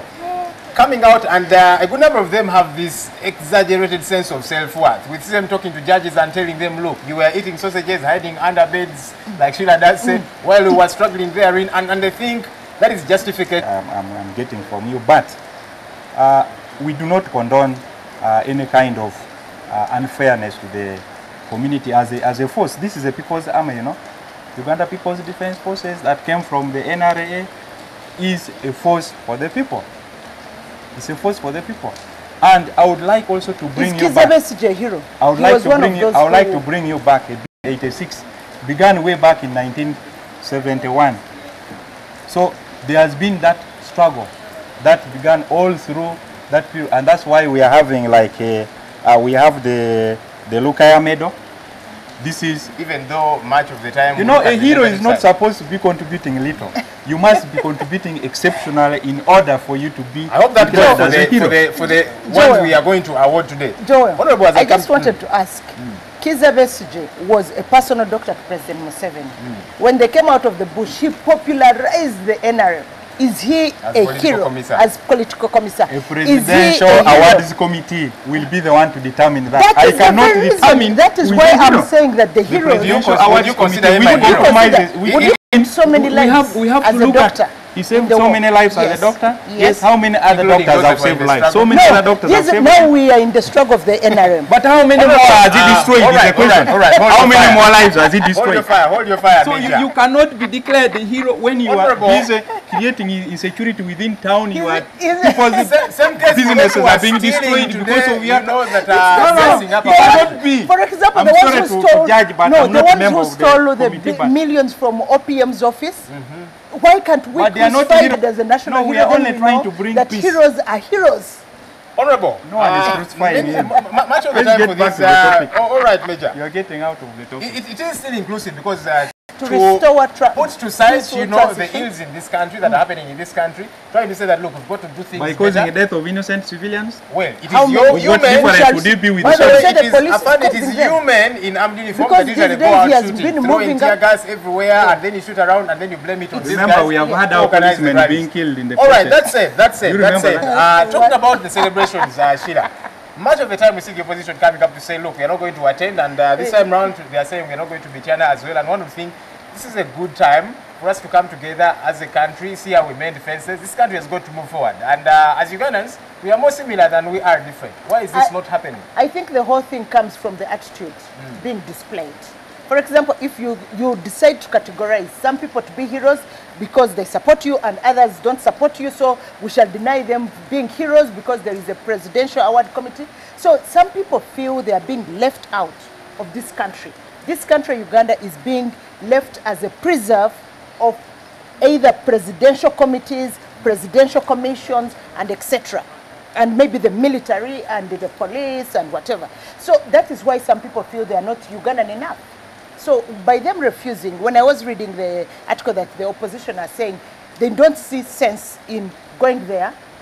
First of all, they will be humiliated. Each time the president speaks and he sees any opposition, time for attack. He starts saying, he leaves his speech and goes for their heads without recognizing anything these people have contributed. So that could be a reason why they wouldn't want to be in a forum where even if any human being, you're going to be humiliated in a forum, then you keep away. So I would support them if they don't want to be in a place. An invitation was extended. It's not mandatory that they should go. So let them keep away. Major, when we see the modus operandi of the army and you talk about militarization of Heroes Day, I was speaking to an army officer, a high-ranking one, whose name I'll not mention, and I seem to insinuate that, look, we guys who are in military uniform are more patriotic than the rest of you. Why? Because we lay down our lives. And maybe it does make sense, but I'm thinking this country has so many heroes. You know, I look at the guys, for example, who go sweeping the roads, KCCA guys, at 4 a.m. Sometimes we actually hit them on the road and that kind of thing. And I'm thinking, why not broaden this perspective? Because you see, if we are going to focus on heroes being those that were a part of the struggle in the 80s, you said began in the 70s and that kind of thing. How about today's heroes? There's lots of them. Now, let me get it clear. Let's have it clear. It's not military. That's what I told you earlier on. It's not militarized. According to what you're saying, but according to what we see, that's what we see. No. We have civilian and we have the military medals. As I told you earlier on, it all came from the origin of the word hero, the Greek meaning warrior. So there has been that kind of mindset in the people. Yeah, because majority of those we see awarded are those who, only to, you know, were in uniform and so on. We have medals. We have, for example, the Distinguished Order of the Nile. This one is given to people who have excelled in production, research, economic activities. We have a Distinguished Order of the Crescent Crane, excelling in leadership and service, not only in, say, public service, people in the civil society. Yeah, civil society. I'm yet to be recognized. You will be recognized as long as you are. I mean, if you know, there is a committee and the names are forwarded and names are vetted. Maybe you are not sending. No. This name. Because I'm aware. Can any Ugandan send? Can I, for example, write and send and say? No, there is supposed to be a recommendation to those. Can I, as a Ugandan, recommend anybody? Not necessarily. There are procedures. You know. Why not? I'm a Ugandan, I thought. You're Ugandan, yet yes. you can through the channels. Okay. Through the channels. I know the civil society have done too much. They are always down. I was in Karamoja for 10 years as a TRO in that place, so I work with the civil society. They do too much for the society. Though also on the other hand, you find sometimes they always they cannot be categorized as heroes at certain times because of what they wanting to justify their budgets only and making allegations here and there. Like one time they say, yeah, just like government students were killed in Karamoja, which was justified supplementaries. So that's where things. Let me put this to you as you know, celebrations their own heroes. Take place in Mityana. Yeah, it is Ugandans choosing their own heroes. Major, this is the for you. Committee. Give reason enough to say members of civil society like Sheila, members of the opposition, to go to Mityana, because like she said, much of the time they are denigrated when they go there. They have done so much. I'm saying what reason enough, you know, can somebody, a member of the opposition, have to say, let me go to Mityana, well knowing they're going to be derided, they're going to be looked at as a mundane part of this country. The reason is, in this country we are not supposed to be, you know, I'm non-partisan. And you should be. Yeah, I'm non-partisan. Even though many times I see you men in uniform acting otherwise. No, we are non-partisan. But we should be, you know, in mature politics. In mature politics, the national unity comes first. National unity comes first. If we are having a scenario, if we are having a situation, you are not supposed to be seen to be going in the opposite. You are supposed to speak as one, as a country. Now, this is a national function, and we are supposed to have that kind of national unity, something that, you know, I told you, these are the pacemakers, our heroes. These are the people who shape the history of our country. And therefore, they give us that national identity. So it's important that on such kind of days, we put aside issues of politics and focus on one thing, that's being Ugandan. Sheila, you in civil society are calling for reforms, you're calling for His Excellency the President to step down, he's played his part. Yeah. I see a situation where, you know, those that will come into power, those that you are propagating, coming and literally scrapping this off and putting something of their own as well. So we seem to have a continuity of the same thing, just different players anyway. You see, that is my worry about this whole thing of the way it has been defined. As I told you, we had Obote's heroes, and those who are being recognized on May 27th. Then when 7 came, because he couldn't follow in the footsteps of Obote, he decided to have June 9th. And this is the day when the late Lutamaguzi was killed. So we are commemorating actually Lutamaguzi's death because he saved President Museveni. So when I come in as a president, then I decide on my Heroes Day. The day I ascended maybe into president, or the day I was born on my birthday, a hero was born, that kind of thing. I don't believe that. I don't believe that come maybe a transition has occurred and President Museveni is no longer in power, which is inevitable, because even if we were to have President Museveni another 30 years, he would go by natural calamities. He would be gone. So another president would come. Maybe he would be too annoyed with President Museveni and he would say, I don't want to mark June 9th. So if we had a Heroes Day, recognized as the day we got independence, to me that would be the Heroes Day. I thought that would be 9th October. 9th October. That would be another day. You are mixing up the days. No, I'm not mixing up the days. I'm just saying this Heroes Day is nonsensical as far as I'm concerned. No. We should just have a Heroes Day. You said we want to commemorate all the people who made a contribution and that's what we since do. Independence, since pre-colonial times. That's so it. what is a national day? A national day without any... we need to have the Independence Medal, remember?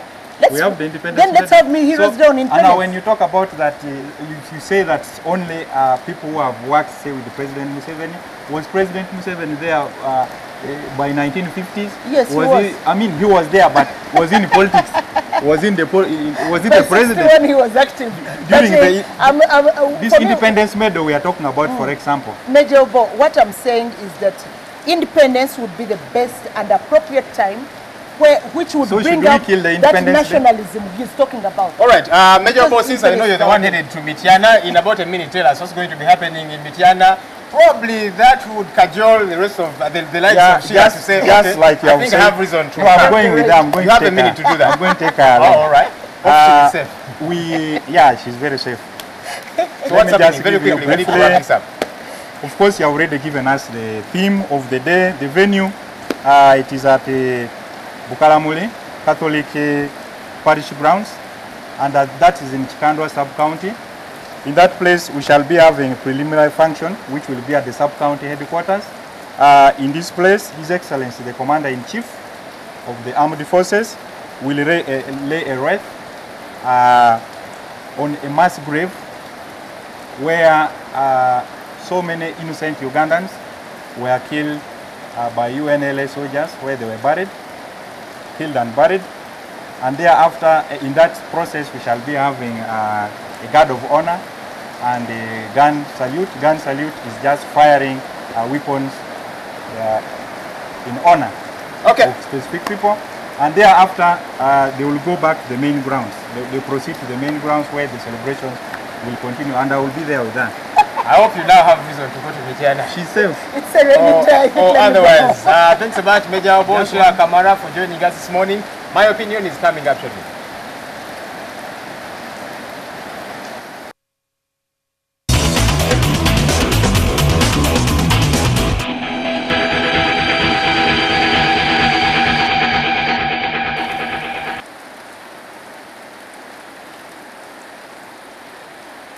All right, now, today being Heroes Day, this theme is a very interesting one. I'll just read it again so you can ruminate over it throughout today. Celebrating the lives of our national heroes through dedicated service to our nation.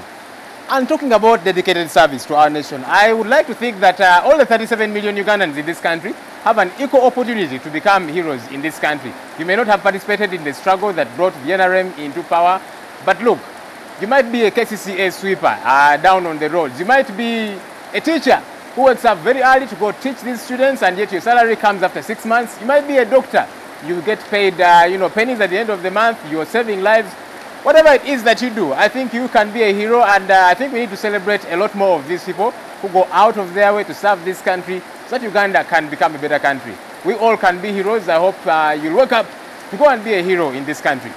Enough said. That's a big story for this morning. Morning at NTV continues shortly.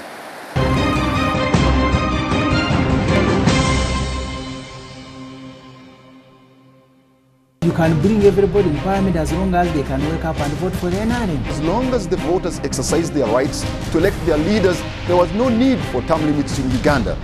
I know him. I know how he operates. I know how he thinks. There are ways you can go around these obstacles. Why should I conduct myself as if I am a Muyai? It's absolutely true.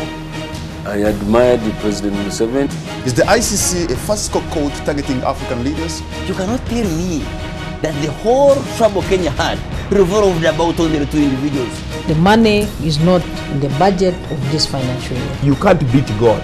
You see, God is polygamous also. Look at Jeremiah chapter 31. The security of this country will largely depend on the contribution that the people make.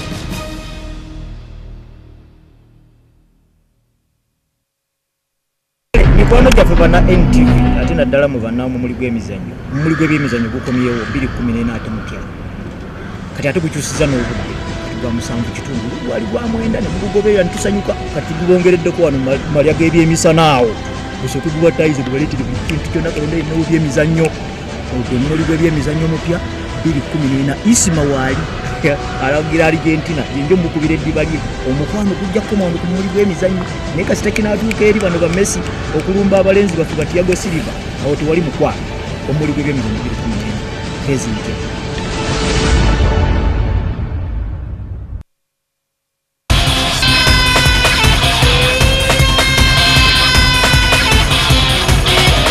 The average age of the international team is under 18. Yeah. The primary role of Team Uganda is to remain Division 2. Probably that's the only thing that can make one or two rugby fans smile, that the clubs are doing well. The players haven't put on they haven't wore the game faces. They're not the animals we saw last season, because Ferguson had the same group of players and he did deliver the Holy Grail, which is the title.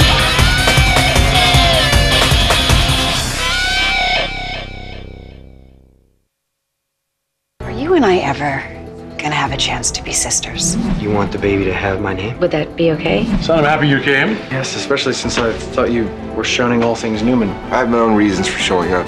What did you say about him? I'm sorry, attempted rape. Okay, look, whatever you think you know about him, you don't know his heart. If there is a way to make me feel more miserable, you will instinctively find it. You gave up the one woman you loved, and now you're having a hard time figuring out how to move on? I can't imagine who would want to hurt a good man like you. Okay, you know what? I don't need you telling me how to feel about Lily. Are you pregnant? No. Then why are you trying to alienate Tyler? Has something happened between the two of you? Are you afraid that I'm going to do something to ruin your marriage, or that you will? Why don't we have a party? I'll bring Nikki and bring your siblings. How's that? Now, what are you going to do? You going to blackmail them this time, or are you going to bribe them? Looks like Mommy's not the only one who knows how to make up a story.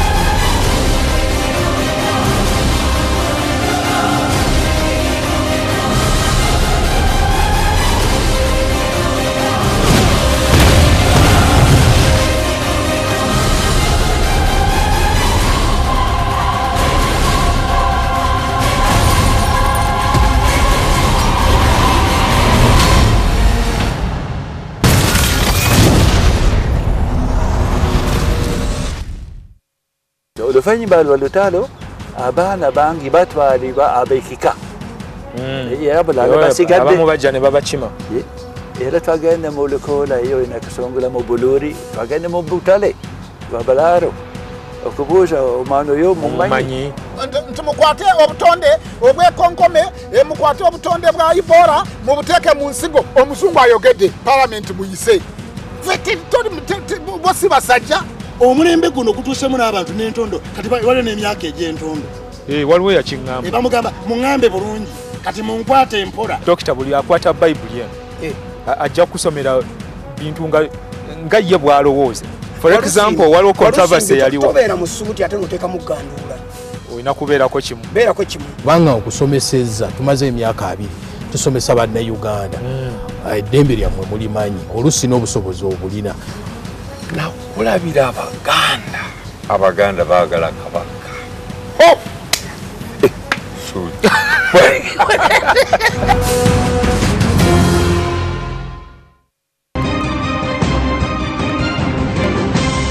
You're watching Morning at NTV with Simon Kasiate, Mabel Kebirunji and Brian Mulondo. Well, thank you so much for staying with us. It's 15 after 8 and we're still at the rooftop of the Kampala Serena Hotel. And we told you that come rain, come sunshine, we'll still be here making sure that you get quality mornings. And it's raining. You can see some of you say that we Photoshop the rain so that we try and make it look like we are doing, you know, no, we don't have time for that. It's actually raining, but we are definitely dedicated to making sure that your mornings are awesome. You might be in bed and not at work, obviously, very good for you. Before the break, we had Joel Senyonyi talking about Heroes Day, and today, June 9th, is one of those days when government will honor the people who sacrifice their lives to make sure that all of us in Uganda, you know, have a better life. A couple of things that they talked about, and Kawamara, Sheila Kawamara, who is the chairperson of ONE, say Independence Day would be ideal for Heroes Day. And say that the day is nonsensical, it's just like another public holiday. We are actually commemorating Rutamaguzi's death because he saved President Yoweri Museveni. And Major Obo, who is the deputy spokesperson of the army, also came in and said there must be a result out of it for the common good. That's what Heroes Day is about. And the hero comes from a Greek word which refers to warrior defender. And some of us had limited the definition of hero to just the people serving in the army. Who is your hero and why? Tell us on our Facebook page, Morning at NTV. Mabel will be giving us those comments in a couple of minutes. But someone here, Isaac Kabanza, saying, Brian, you're my hero. Huh? Joel Senyon, did you hear that? Yeah. Someone thinks I'm forging the comment. Eh? No. Thank you so much. I'm really honored. I don't know if I'm making your life better, but yeah. Joan Kemigisha at Heo 5 saying, Heroes Day lost meaning. As Ugandans, we should take the day to look back on our history and see what we can do better. All right. Mabel is standing by at the NTV studios. Mabel, what do we have on Facebook? Anyone on Facebook said that you were their hero, but we shall take it that you didn't forge that comment.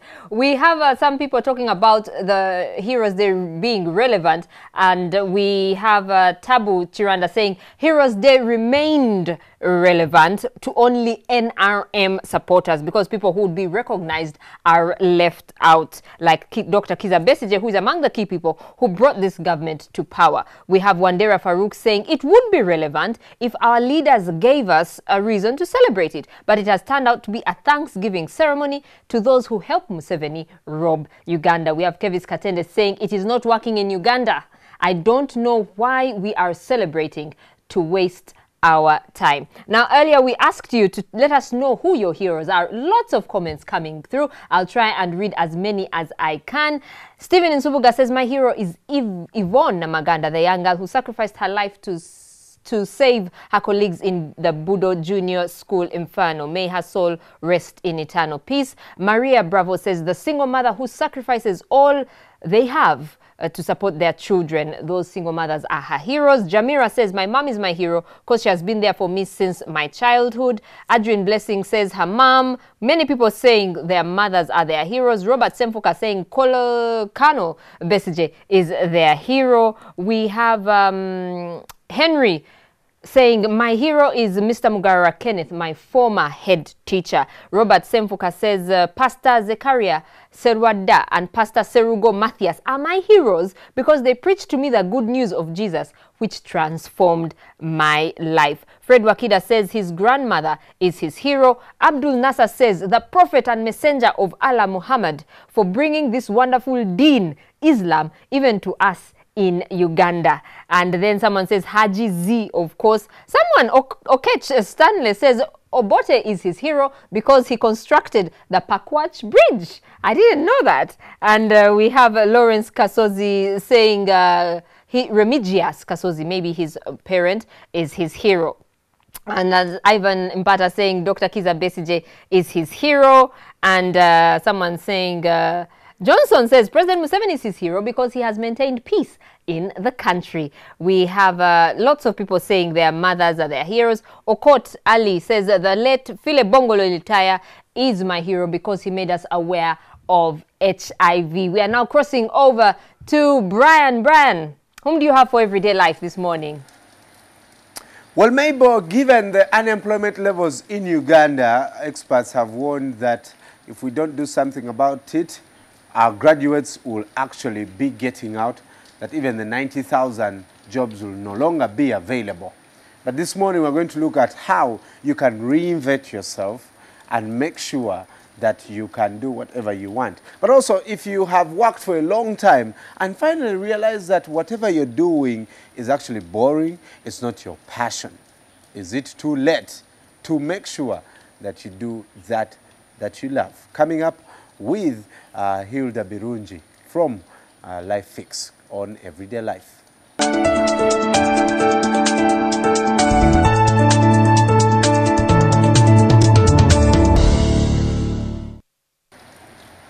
Good morning, Hilda. How are you? Yes, good morning, Brian. How are you? I'm fine, thank you. How are you? It's obviously a lot of hassle for you to come out of your bed and come and join us this morning. On Heroes Day. You're with your MD Life Fix. What do you do at Life Fix? Okay, Life Fix is a counseling and human resource consultancy firm. Yes, and mostly we do counseling, guidance, life coaching, personal branding. Right. So it's quite a wide area of managing life. We have a very, very high unemployment rate right now. And, yes. And as youth, we've been accused of being very lazy, of not being creative, of waiting for government to give us the youth fund. Yes. And somehow when that money comes, we always squander it. Yes. We do the things that we want to do. But when we are in school, we are taught different careers. We are always told if you want to be a doctor, this is a combination you'll do. And so we say, okay, I want to be a doctor, I'll do PCBM. Yes. We go and go and go and do and do and do. Then we end up not having a job. Yes. Does it make sense now to even study what you want to do, or you just have to decide, okay, let me be a pilot, and then from, say, P7, yes, let me study how to be a pilot now? Okay, now that's not in Uganda. It's not viable. It's not something that is doable to say that I'm going to be a pilot in P7 and say that I'm going to pursue that, because we've not been taught to do that. Now, our system, educational system here, is that you will go from level to level on the theory part, not even practical, yeah, until you're done with university. And you'll find a university student, after the course, after graduating, they even don't know a single word of what they learned even in class. And they want to go into the job market, which is very competitive. So there are those that are naturally creative and innovative. And there are those that are just redundant, just like you said. Does it make sense now to study your job? If you know, I studied to be a human resource manager, but when I yes, get out, I can't be a human resource manager. Now, it's good to study. It's good to go to school, get that knowledge. But it's good, again, to sit and reevaluate yourself, find out what your passion is. Now, that can be done with the help of a counselor or guidance or even parents, for as long as someone is not misguiding you. If someone puts you on the right path, you will go gain the knowledge, come and apply it. So it's good to go to school, but the best thing is your personality. What do you want to do in life? Decide on that. Right now, what is making many people unemployed? What's missing? Because obviously now, okay, you see some of the kids actually hitting the streets for 5 years. Yes. They're carrying the brown envelopes. They're telling you, Brian, anything that you have, I can do. Yes. Please connect me. And you actually see genuinely that guys are trying to look for something to do. Okay. Where's the gap? What don't we do right? Okay, now I'll exactly pick on what you just said. Someone walks up to you and says, I will do anything that you give me to do. In the first place, they can create something to do. That means with even the smallest or the least amount of capital, they can do anything. Even without capital, they can go ask for a job if they're given to be a messenger or anyone. But most of the people want to graduate and do white-collar jobs or do something that someone will look up to or admire or go through the ladders so fast. So they're not creative and innovative. But if you are innovative, start somewhere. Go on, build your passion. Aim at something. If you're not aiming at something, you will go 10 years, 20 years on the street and you'll have nothing, no job whatsoever. And if you go to the job, you'll not be satisfied, you'll not be creative. We talk about resilience and continuity on job. You will not have all that. Because if I'm appraising someone on performance, I will talk about team playing, I will talk about creativity, I will talk about resilience and continuity. I will talk about progress and promotions. But if someone is not innovative, they will sit and they will think, I've arrived. And this is the best that I will have. Okay. That's not it. You know, I have a friend who tells me that for her, she's an expert at failure. Okay. That's strange. She has somehow learned, she has fallen so many times that she has learned the art of failing and then picking up after that. So she has started everything, almost everything. Okay. She has started law, business, she tried to be a doctor, you know, and most people will do some things, and when they are 50, yes, they're like, what did I, like, that trail of meandering, yes. I shouldn't have done this. Yes. In the work that you do, what are some of the reasons that people give you for realizing later that actually it's not what they wanted to do? Okay, people settle for less than what they can actually achieve. And I will tell you that some people at some point in life, they discover that this is not where I want to be in a particular job. Even when they've just started working, they'll discover that, you know what, I'm not meant for this, I'm not created for this. Now, they will be complacent, or they will stay where they are because they know at the end of the day, I get a salary, I can get food, I can get a shelter, and maybe I can marry. That is why I normally tell people, if you are average, you're going to get everything average in life. You will never succeed. But if you aim higher, that means that you have a better future. You're looking at something tangible, something that you can talk about, you can be proud of. So in any kind of job, aim higher. That is the best to do. When do I even know, first of all, that this is probably not what I'm cut out for? For example, you wake up in the morning and you don't have the zeal to go do your job. You feel you should be pushed around.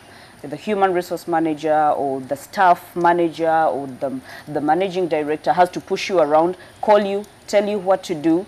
How about if you wake up in the morning and you know, okay, I have to do a certain policy, I have to meet a certain client, I have to hit this target, I have to... Isn't that a phase that most of us go through, you know, like, I've had a couple of those phases in my career where I was like, I don't want to be here. You don't want... And then after a week, I'm like, yes, I want to be here. Now, that's the thing, but the inner you will know that this is not where I belong. The inner you will know that this is not what I was trained to do. And that is why I normally tell human resource managers, we don't have talent managers in Uganda. We don't have people that seek out. You can come to me, you're an accountant, and I will see that you're not cut out to be an accountant. You can't handle finance. And if I see that you're actually innovative and very active, I will put you somewhere where you can use your hands to do something. Be industrious, create something, innovate. Now, we don't have that here. So at the end of the day, no one is streamlined to a particular passion that they have, even after school. Right. So is it normal for me to turn 45? Then I realize I think I'm better as a marketeer. I'm better as an engineer, so let me go back to school and study.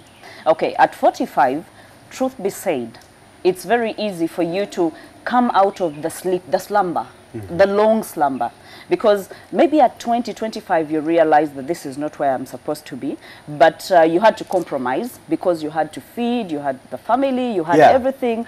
And then at 45, all of a sudden, you feel more weary. It's heavier on you. And you feel like, no, this is not the where kids have gone and have left. I'm supposed to be. You're alone. You're alone. And at that point, yes, you can recreate and you can re-strategize into a new career. But that takes vocational training, not going back to the theory part, sitting in class and dozing, being called the old guy or the mzee of the class, and all of a sudden you're doing retakes and you're buying people to sit your papers or doing something. Now, it's good you can sit in class and learn all that, but how about you go practical? Learn what do you want to go farming? Do you want to go fish keeping? Do you want... all those creative careers that you can venture into, because at that point we are looking at pension, we are looking at, the retiring. So do something that is industrious. Learn, get a mentor, get someone to walk through that, because what we lack in Uganda, we don't have role models, not even for the young ones. Now, if I'm invited by a school to go and do career guidance, yes, I will do career guidance. I will talk to the students, but what happens after I'm out of that school? Do the teachers streamline these students? Are they models to these students? Because everyone needs someone to hold on to. Everyone needs a path to follow. So you create that path, you talk to the students, you motivate and inspire them, there will be something in life. I remember when I was in school, we used to get a lot of career guidance. Yes. Lots of it, especially when you got into the candidate class. They brought all these career, guys, and they told us what we wanted to do. If you want to do this in A-level, you'll have to do this combination. Now you're getting to university, these are the choices you have to make. Yes. But for our young people now, and I like the fact that there's a new concept called career counseling. Yes. How do we teach our young people to make sure they pursue their dream careers right away, not just realizing when it's too late? Yeah, when it's too late. Now, career counseling, this comes down to the basics. When you come for career counseling, actually is not supposed to be a group kind of counseling. It's supposed to be personalized. Now, when you sit down one-on-one with this person, that means you're discovering who they are. You're helping them to assess themselves. What do they want to be? Yeah. What have their parents told them? What is polluting their minds right now? Who has told them what and who has said what? So you put the information right and tell them that you have to decide. If you're the kind, you want to be a pilot, then, I mean, what have you done? What are the things that you do to show I've read books, I've watched movies with planes. Reading books, all that, they stir up your passion. But go ahead and do something that is, creative. You can even see young children playing with stuff, and you will know that, okay, this one is handy in this. Yeah. This one loves doing this. That's how many other countries train children. They know that this is the path they will want to take in life. Right. So let's mentor them into that. But here we don't have that. So career counseling helps streamline, get to the bottom of it. Now you can remain with 3 options, streamline them to 2 options until it comes down to 1 option. After this child is maybe above 18, and they can fully decide. They've known the bad and the good, the disadvantages and the input. We don't tell them about the input. Yeah. So if we tell them, we're always looking at the end result. The end result. If you be a lawyer, you're going to have to earn so much. You're going to go to law, to the courts and argue out and everything. But we don't tell them the downside of what they are going to do and the load. I've had many lawyers tell you that, for sure, I'm like a teacher. I sleep reading books so that I can go to court, and I'm tired of this. Yeah. They wrap it up and they start. And do business. And they do business. And you'll find most of them, they're actually prospering in business. So in the first place, they were not cut out to be lawyers, but they didn't streamline their opportunities and they didn't have the role models. Well, I know a doctor who is better as a businessman, so yes. He's thinking of leaving medicine and just doing his own thing. Finally, there's a new concept in town, and most young corporates are also buying into it because somehow it seems to save at the end of the day, and that is relocation. Okay. If my career can't be better in this country, is it worth it to actually travel and just say, let me go? Okay. Is it worth the risk? I would say yes, it's worth the risk. The people that have tried to do it, of course, you have to have a different kind of mind. Now, don't just have a picture of the other side is always greener. Yes. No, don't have that picture. Always know what price am I going to pay to get into this, and how long is it going to take me. Some of us think things are going to be instant.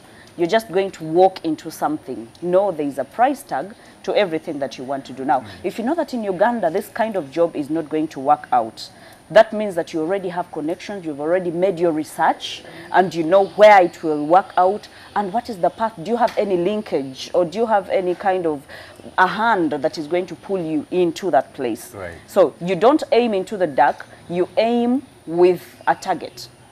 So you work for it. Maybe it's not going to happen in the time that you prepared, but when it happens eventually, you'll get the satisfaction that this is what I wanted, and I'm better than people that did things that other people do.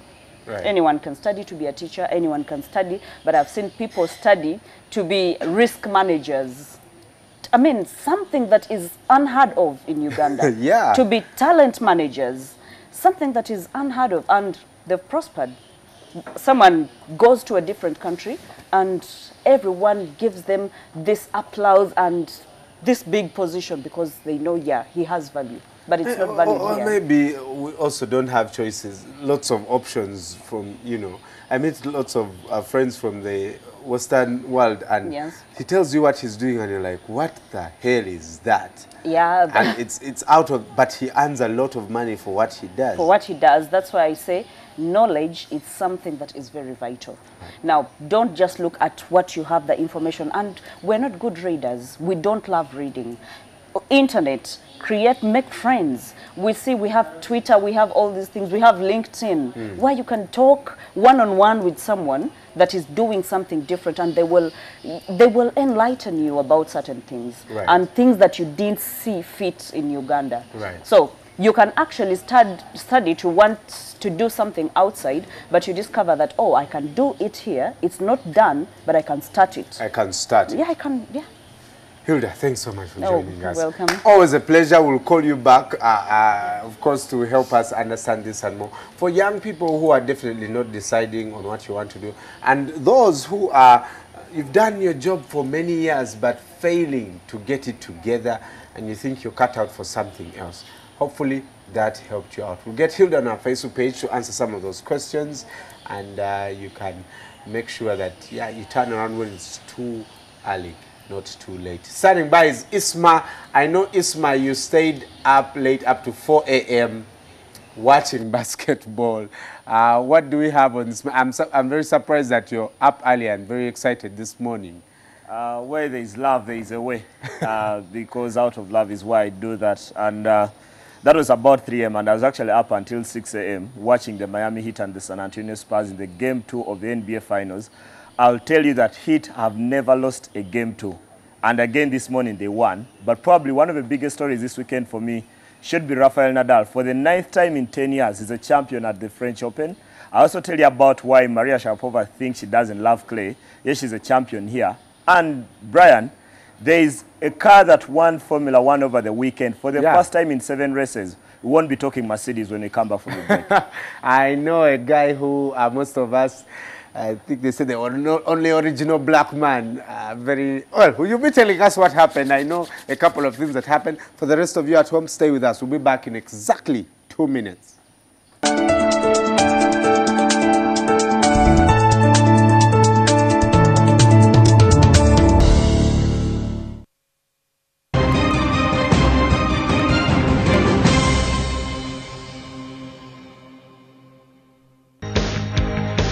If you increase the budget, it's basically helping the person who is up on the ladder.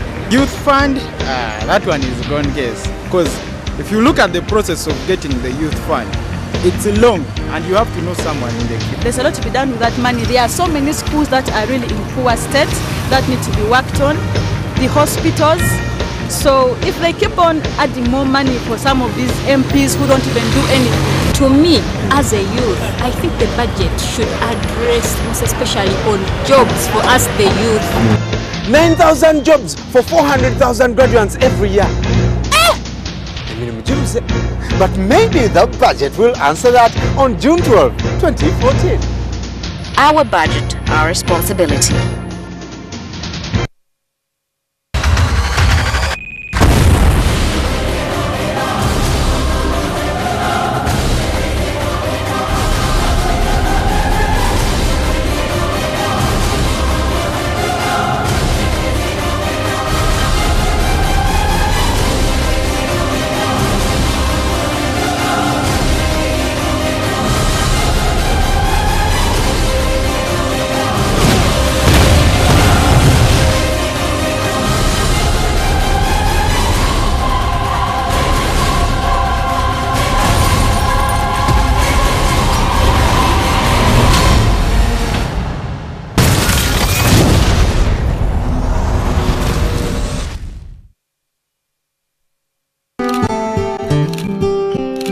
This guy, the guy right here, is lovely, isn't he? But when he is hungry and desires a real snack, he will stop at nothing. Unless that nothing is just a smooth yogurt. It's fresh, thick, flavored and nutritious, recommended by nutritionists. Jessa Smooth Yogurt comes in various flavors like vanilla, strawberry and banana. Jessa Farm Dairy. Always trusted, always delicious. On the next episode, brought to you by At Orange, we know you want to do more on the internet. That's why we bring you happy hour day and night. Deception. By the way, I remember giving you a very fair deal. It was fair for both of us. Even I'm not interested in your deals. I don't want you, I don't want to marry you. That's not even a secret. Mama, I am only human. I know. And I have a breaking point. And this family has made me reach my breaking point. Somebody help me. Sorry, Blaine. Somebody help me. Destiny River.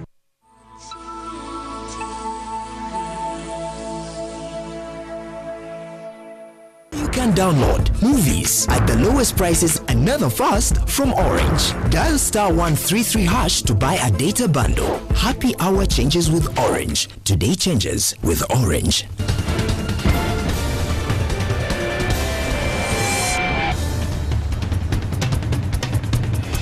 It's 43 after 8. It should actually be 17 on to 9. Yeah. Yeah, we need to learn how to read this, the clock, right? The proper way. The proper English way. When it's past 30, you say it's on to something. Yeah, I used to be very meticulous with that, by the way. 17 to the hour. I actually have a bit of a clock in my head. You should ask me when it's about 1:30. I would tell you because. But thereafter, in a minute, it's 29 to 2. It's 29 to 2. Yeah. All right. So who's your hero? I know you use Kriche. I used Kriche, yes. But I didn't know Obote had Heroes Day. Is it May 27th? I didn't know that. It was May 27th. That's what, during Obote's time. yeah, that's what Sheila said during the big story. And I was like, hey, so each president actually has their own set of heroes. Yeah. So I'm wondering, how relevant is it? The world over. Every country has Heroes Day. Yeah, but it's got to be a lot more universal, I think, for every Ugandan. Isma said fathers don't get enough credit. You're a father. What do you think? I think we are responsible for that. We have not done enough to make sure that we get the credit. Period. Aren't you doing enough yourself? I think I'm doing enough. As Brian Mulondo, but fathers in general. Yeah, and well, I don't know what the future will hold, but you know, it's very sad that when my son is 25. I can imagine what she's feeling when she's saying, I don't know what the future will hold. But yeah, I want my son to say my father is my hero, but really, you know, we need to step up. We need to step up as fathers. So, yeah, this may be, the answer mothers is all over the place, and we need to change that. We need to change that. All right, we're talking sport this morning. Isma, first of all, are Falcons actually better than what everyone thought? I think the result against UCU represents a lot of what Falcons can achieve this season, beating up on UCU by 74 to 68 without their best player and captain Stephen Omon, who couldn't take to the court for personal reasons. But in a player like Cyrus Chivido, who they got from UCU last season, coming back to haunt his former side, scoring 34. I've got to say that from what I saw, even in the moments when one of their better scorers, Serge Kabango, has been struggling this season, I want to believe they are way better than everyone actually thinks. They will be a very, very, very tough team to beat because they play with a lot of structure. And I watched them just 2 weeks ago when he should have gone for a 2, he decided to go for a 3, and that wasn't the best idea at the time. To help the Falcons. Eventually didn't win that one. But even the games they've lost to the bigger size, one you expect to be in the playoffs, probably, most especially Citadel, who they haven't played, Power and UCU, which should be the 3 most competitive sides in the division. They haven't looked that bad at all. They haven't looked far off. Maureen Amoding at UCU, Lady Cannons, how much of a difference has she made to the team? I think ever since she returned, they play with a lot more confidence. And when they were winning their game at the weekend, 57 to 49 against the Magic Stormers, I thought the 19 points she put in are as good as she's played this season, because she had a bit of a problem at the start of the season because she was debating whether to leave UCU for A1 challenge, then eventually decided to stay with UC, and that was a bit of a problem for them at the start of the season. Now they have another scorer who they didn't have at the start of the year because Peace Proskovia moved on to KCC. That had been a bit of a problem. So, but when she plays this way, they have a chance of winning many more games, because I saw when they lost to KCC early in the season, and I thought the difference between them winning and losing by 3 points was her, because she was very poor on the night. Only had 7 points on the night, and actually I think converted only 3 out of over 20 shots that she attempted on the day. But on days when she plays well like this one, UCU are a different animal. Right. The national team is in practice. We know Zone 5 has been postponed, and tell us more about that. They have a practice game today at Lugogo, starting from 5 with the women and then at 7 with the men. After all this money that was spent, and then the Zone 5 was cancelled. And I remember telling you, Brian, last week, I think the was away, that my heart was broken. Probably I would have discovered heroes today, the real heroes. No better to celebrate Heroes Day than watching sport. But I think one of the things that Mandatory would want to achieve, and maybe for the fans there, is to watch some of the players that had been flown in for this game, the Ugandans who live outside the country. Kasim Nangwere from Sweden, Samuel Mukoza too from Sweden, and then the one that I've been waiting to see, 6'9", Brandon Sevirumbi. He has dreadlocks. If his game is as good as his dreadlocks, then we are in for a treat, even if it's a trial game. Right. Yeah, but that's the kind of thing. But you can watch him in practice. Yeah, we a practice game today against the select side. That should be as good as Uganda will get in the Zone 5, because very disappointing not having this game. It's in Lugogo at 7 p.m. I should go there. Yeah. Probably just look at his dreadlocks. He's 6'9" with long dreadlocks. If his game is as good as a no, I think he's playing in the D-League. Actually, he's quite tall. He's quite tall. I think it's high time. If I was his agent, I'll tell him to submit himself into the draft and see how it goes. How old is he? He's in his early 20s, should be 22, 23. Okay, wow. Still some time to play on. 6'9" is good. Roland Garros. Yeah. Very popular this week, actually for the past month. It's the final everyone wanted. Djokovic against Nadal. Did it live up to the billing, Isma? I've got to say I'm very disappointed in the manner in which the game was won for it to go, because Djokovic took a first set, and that's what you wanted, 6-4. And at that point, you're thinking, okay, Djokovic is the underdog because Nadal is unbeatable on clay. He's won 66 times. But he had been injured. He had been injured at some point. But I was somewhere and I was thinking about the many times I've written off Nadal. And I've written him off, I think, in 2011. I wrote him off in 2012. And I actually, on Saturday, I was reminding someone, never greatest tennis player. But at least on clay, there can never be a doubt, because he's won 5 times right here at Roland Garros. And 5 times in a row, and this is 9 titles. Actually, for many people, I think, who lived in the 70s and 80s, those who watched Bjorn Borg win the French Open between 1970 and 1982, probably never thought there would be anything like this. And probably the most fitting thing about the French Open is that Bjorn Borg, who was the greatest before Nadal, on clay, is one who came to hand him the title. And actually, for me, I thought the moment Djokovic didn't give away that serve in the 6th game of the second set, for Nadal to go 4-2 up, that was it. After that, Djokovic was only hanging onto the game. He had no chance after he went behind. But we live in a great era of sport. I promise you that. We live in a great era. Rafael Nadal is one of them. I could hear your voice on WhatsApp. I could hear you saying exactly that. Yeah. Well, that's what about Pova? What happened? Has got to be something. In a tournament, of course, where everyone will say she was helped by Serena Williams getting knocked out, Lina and Agnieszka Radwanska. But you've got to do your job if you're Sharapova. And she exactly did that, because I thought it was going to be a tough final against Simona Halep, the Romanian, and it was as tough as I expected. But eventually, but we haven't had the last of her, have we? She's definitely it's now her second French Open title. And this is the surface where she didn't play well, because 10 years ago when Sharapova won titles, when Serena's won only 2 in 11 years, it's got to be something. Well, you obviously, I guess, jinxed her opponent, because you're like, oh, Sharapova is going to win this. Sharapova will take this for real. I speak sometimes with a lot of certainty, except for the World Cup. I still have no idea who is going to win. Italy. Well, before we get to World Cup, tell us about Formula 1, Nico Rosberg and Canada. Starting on pole, but only managing to finish second. For the first time in 7 races, and I was telling Brian earlier, the winner wasn't a Mercedes. And very entertaining race, right, I think, right around 2 laps. That's when Daniel Ricciardo, the sensation of the Formula 1 season, took the lead from Nico Rosberg and eventually strode out to win in his Red Bull. And I remember in the opening day of the season in Australia, Daniel Ricciardo came in second and was actually disqualified eventually at the end of the race. But I think the promise of him winning a first Formula 1 race was always there. And probably the most the happiest people from Canada after Montreal should be 2. 1, Ricciardo for his first race, then his teammate, that is Sebastian Vettel, the 4-time world champion, who came in 3rd, because the Red Bull team performed that well. Then the happiest of them has got to be Nico Rosberg.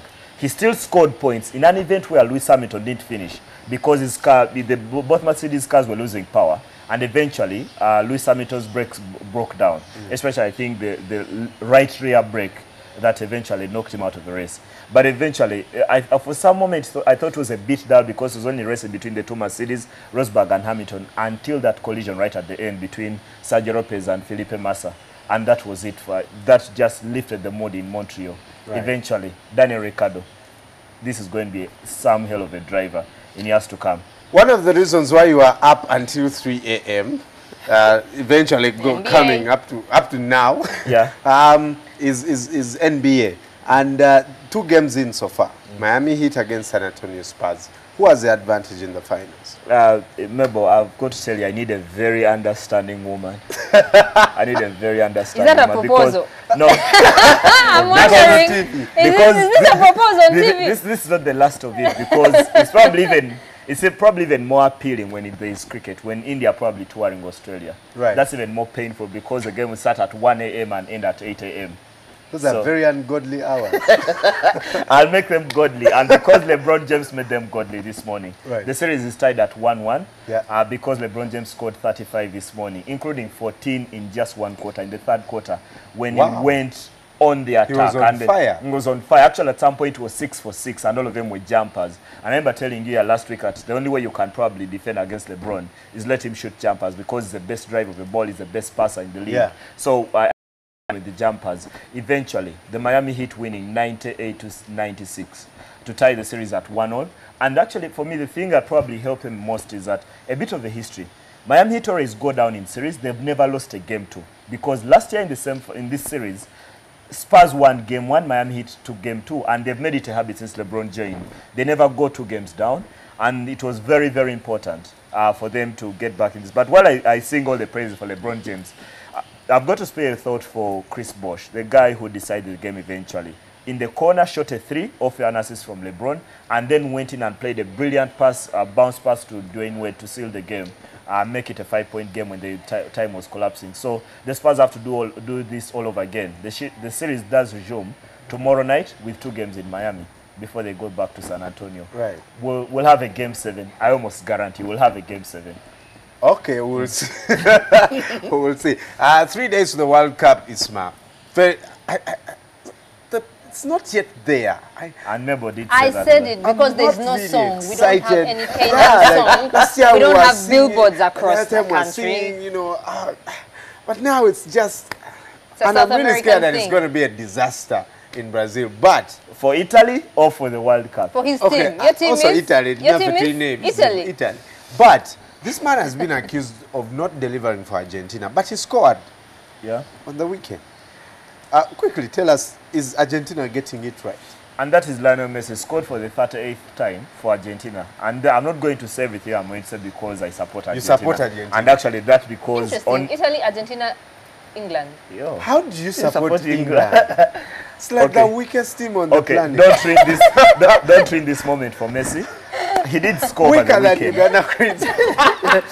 Did score over the weekend as Argentina beat up on Slovenia by 2-0. And actually, I thought he did play well. But probably, like I've insisted, Argentina's probably won't start where Messi plays. They'll start further back because I don't think defensively they have the players. Or in terms of the midfield, Alejandro Sabel, I don't think he's done a good job in choosing the right combination of the players because most of them are going to play. I've not been active. Fernando Gago, they've barely been active in recent years. So it's going to be that kind of challenge. But probably the only thing that will define this World Cup, whether Argentina win it or not, it's going to start with Messi. The World Cup will be defined by Messi. If he fails like he's failed on 2 occasions, everyone will go back and say he's not as good as everyone thought. When he wins it, the debate about him being the greatest footballer will arise again, will resurface. I don't think he's going to win it. Probably I'm too selfish. I don't want to see anyone supersede Diego Maradona because I think he's the greatest. Is it wise for coaches to build teams around one individuals? Person? I think you can see Real Madrid falling apart when Ronaldo is not there. And you probably Barcelona too at some point. Yeah, you used to see Arsenal falling apart when Thierry Henry wasn't playing. And actually I remember in 2004, now like you tell me, in the season between 2003 to 4, Arsenal scored 92 goals. And Henry was involved in 47. 30 of them as a scorer, 17 with assists. That's the kind of difference one individual could make in a team. But like you say, Brian, I think modern football does not guarantee you winning with an individual. Probably back in 58 when Pele had just come on and he was 17 or 62, you'd win the World Cup using just that one individual, Pele or probably Johan Cruyff who failed eventually, or Maradona in 86. But modern football is about structure and the team. Yeah. So I don't think coaches let individual talents express and come out like they should. I remember when Italy won back in 2006, you would barely pick out a player who was outstanding because one moment against Germany it was probably Alessandro Del Piero. The other moment against Australia, it was Francesco Totti. In the final, probably it was Materazzi who provoked Zidane to headbutt him and eventually win the World Cup. So there is hardly that. I think modern football does not give that luxury of building the team around one individual. It just doesn't work out anymore. Isma will be here at 1:30 p.m. with the Lumansi and Alan to talk more World Cup, more sports, and more Formula 1 and NBA.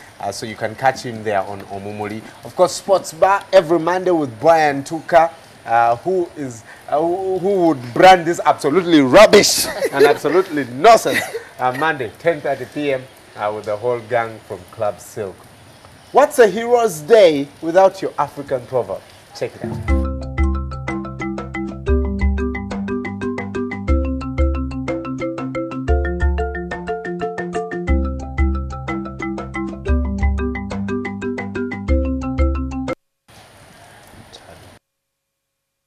String is needed to gather scattered bits.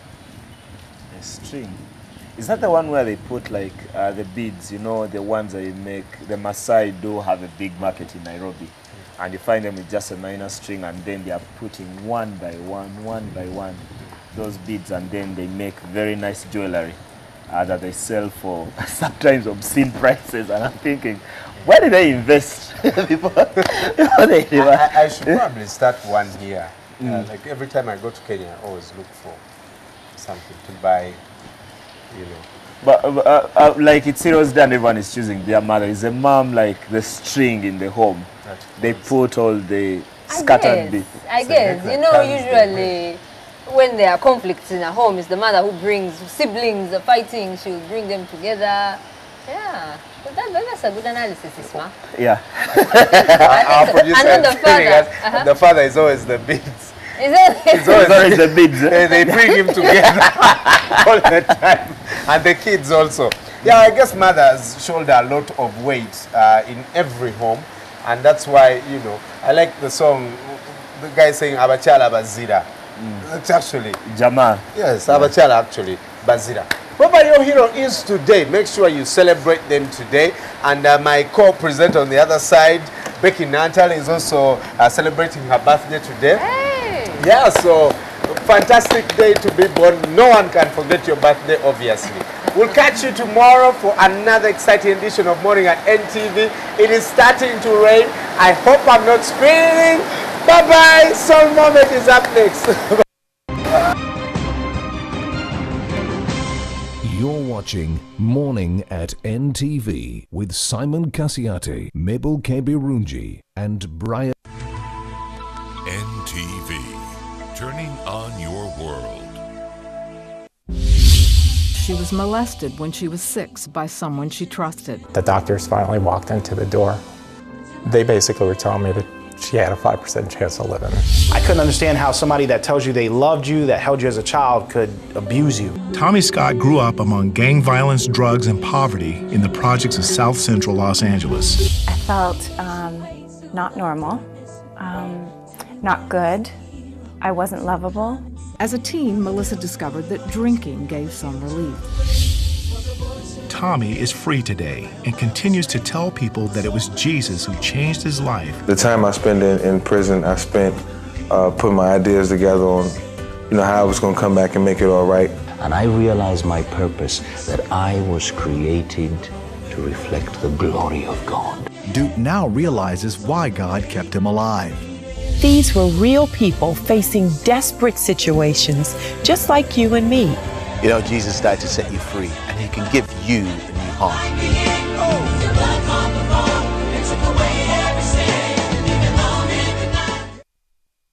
On the next episode, brought to you by... At Orange, we know you want to do more on the internet. That's why we bring you happy hour day and night.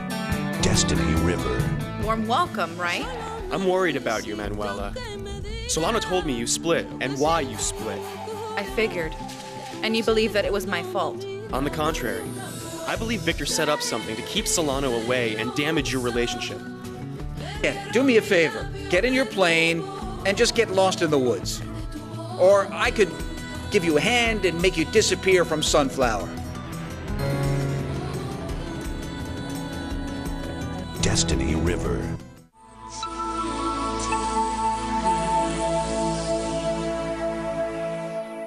You can download movies at the lowest prices another fast from Orange. Dial *133# to buy a data bundle. Happy hour changes with Orange. Today changes with Orange.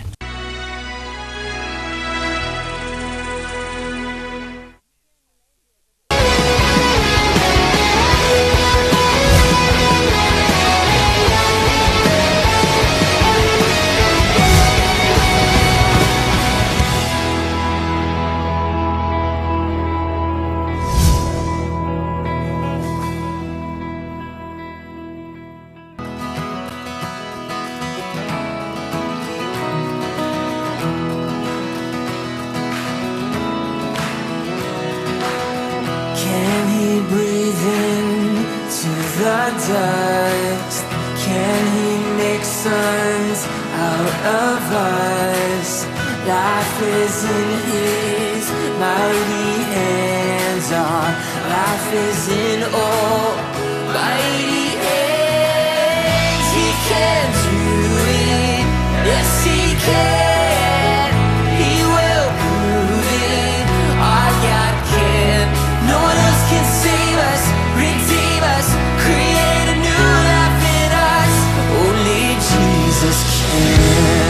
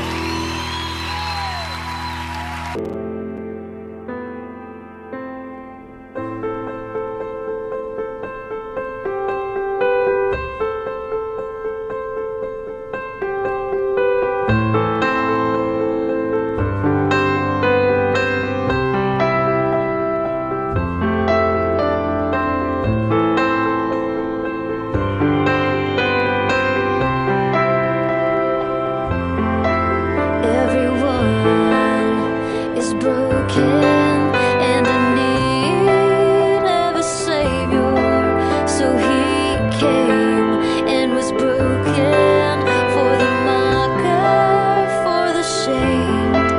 Still our eyes are blinded by the culture, by the lies. We can't see that we're filthy, we're falling and so dry.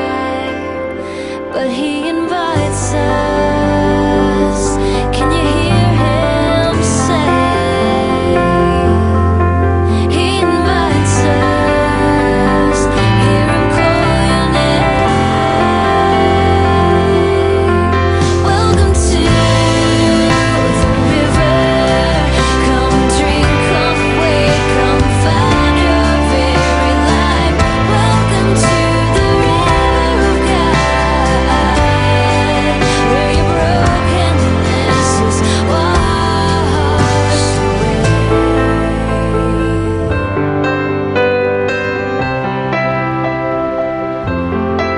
Everywhere is the sorrow and the pain of empty living.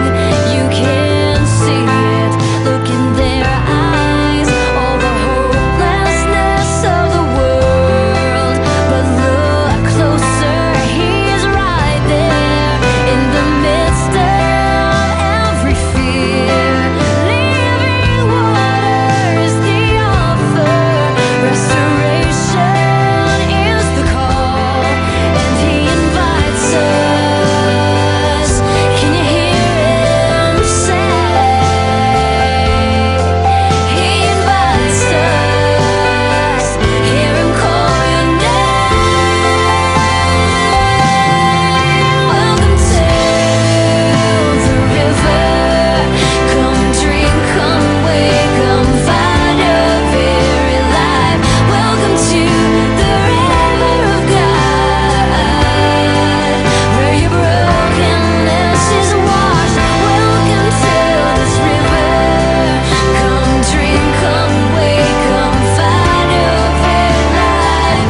Welcome to the river of God, where your brokenness is washed away.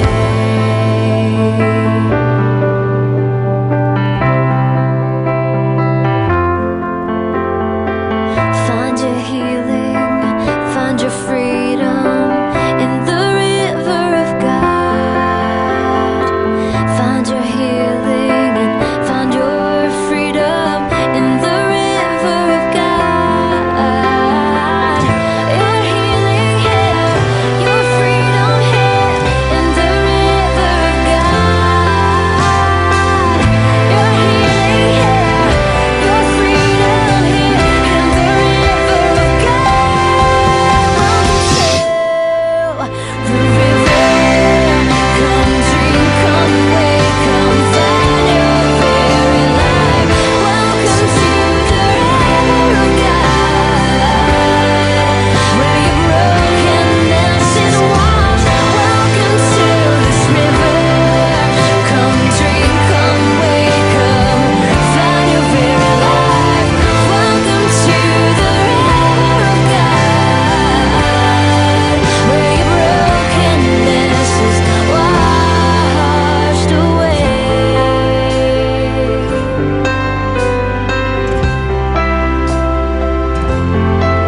Washed away.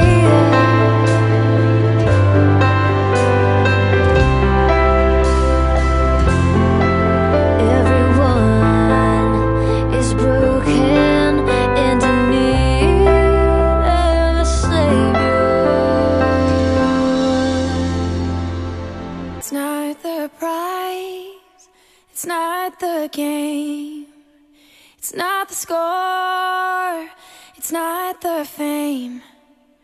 When every road looks way too far, it's not what you have, it's who you are.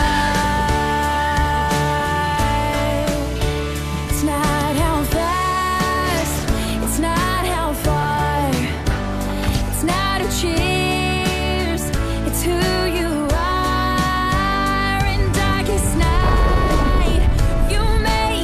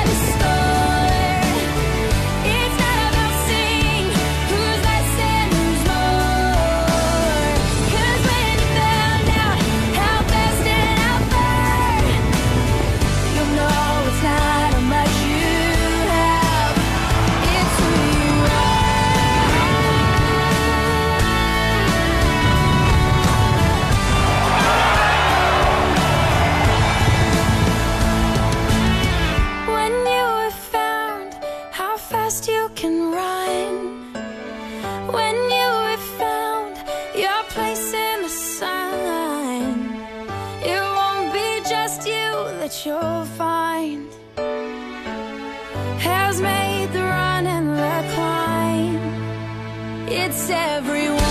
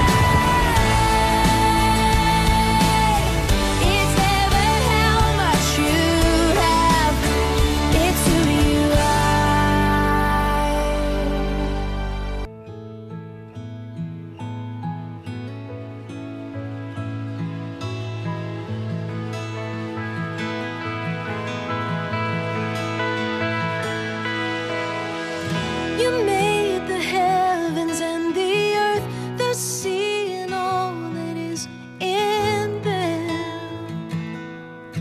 Your promises remain. You give justice to the weak. You care for the widow and orphan. Forever, Lord, you reign. What joy for those whose hope is in the name of the Lord. What peace for those whose confidence is Him alone.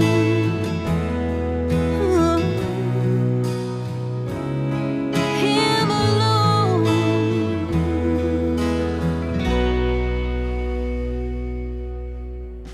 You make the blinded eye to see and cherish those who seek your face.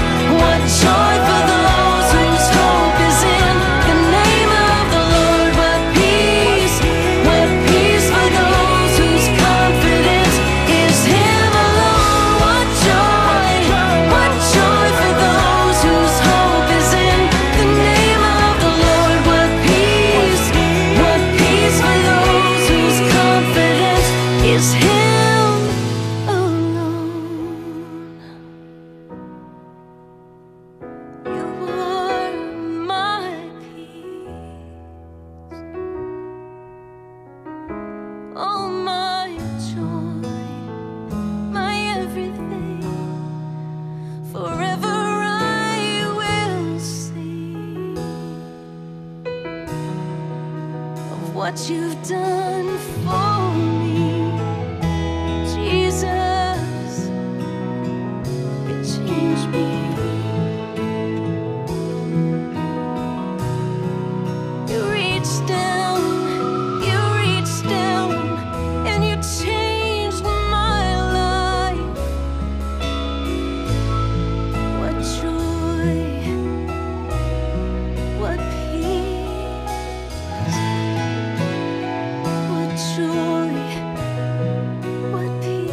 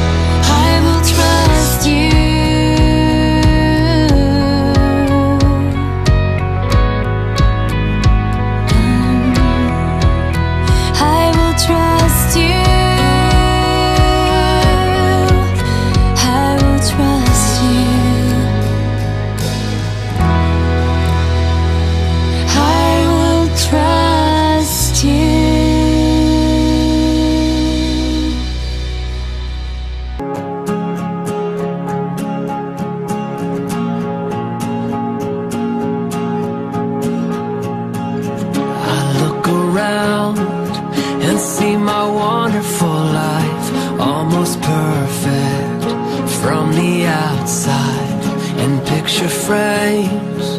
I see my beautiful wife always smiling, but on the inside, oh, I can hear her saying, lead me with strong hands, stand up when I can't, don't leave me, hungry for love, chasing dreams, but what about us? Show me you're willing to find that I'm still the love of your life. I know we call this our home, but I still feel alone. I see their faces, look in their innocent eyes. They're just children from the outside. I'm working hard, I tell myself they'll be fine. They're independent, but on the inside, oh, I can hear them saying, lead me with strong hands, stand up when I can't, don't leave me, hungry for love, chasing dreams, but what about us? Show me you're willing to fight, that I'm still the love of your life. I know we call this our home, but I still feel alone. So Father, give me the strength to be everything I'm called to be. Oh Father, show me the way to lead them. Won't you lead me to lead them with strong hands, to stand up when they can't, don't wanna leave them, hungry for love, chasing things that I could give up. I'll show them I'm willing to fight and give them the best of my life, so we can call this our home. Lead me, 'cause I can't do this alone. Father, lead me, 'cause I can't do this alone.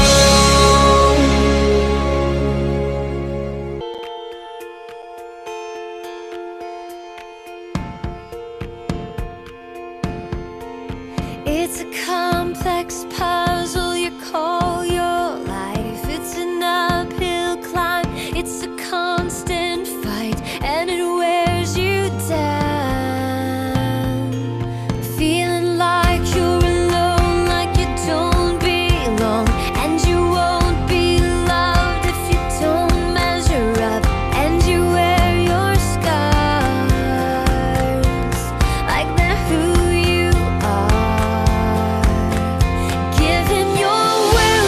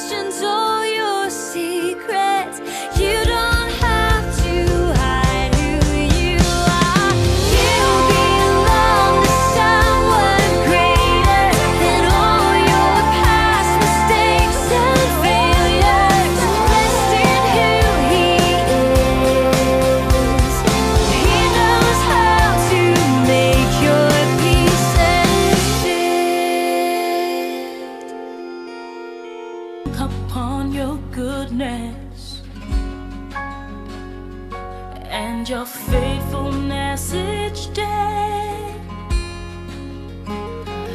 I'm convinced it's not because I am worthy to receive the kind of love that you give, but I'm grateful for your mercy,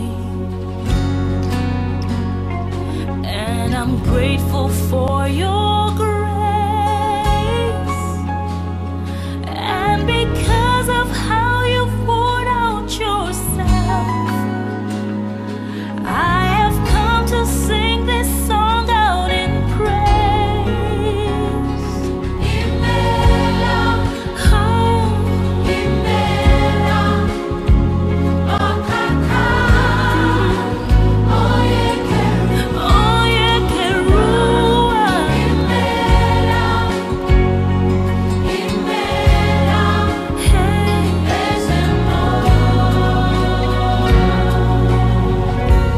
Who am I, Lord? who am I to sing your praises? Who am I to worship you, Lord? Who am I to worship you? Yeah. It's your blood that makes the difference in me, And made a way. made a way to enter into your throne. I could not come near your presence. I could never sing your song, Lord. Never sing your song. Yeah. But the sacrifice on Calvary's tree Is the reason. is the reason I can Cry out today. Imela. Yeah, yeah.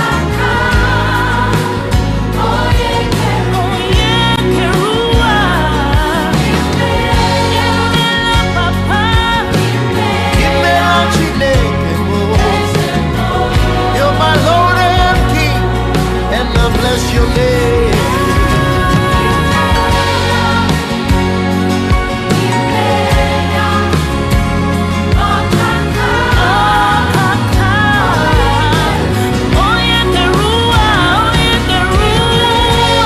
Thank you, Jesus. Thank you, Lord.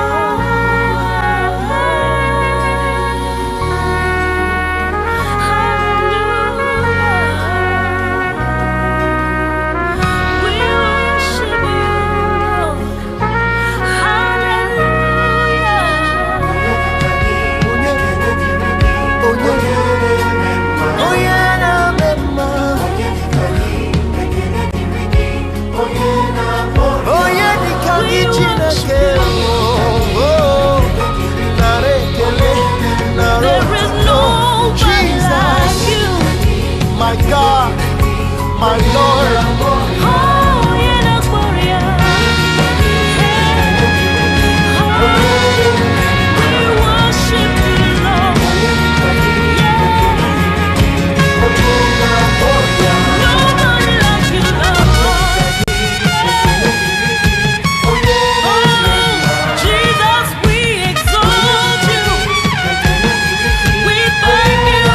We thank you, Omega. We lift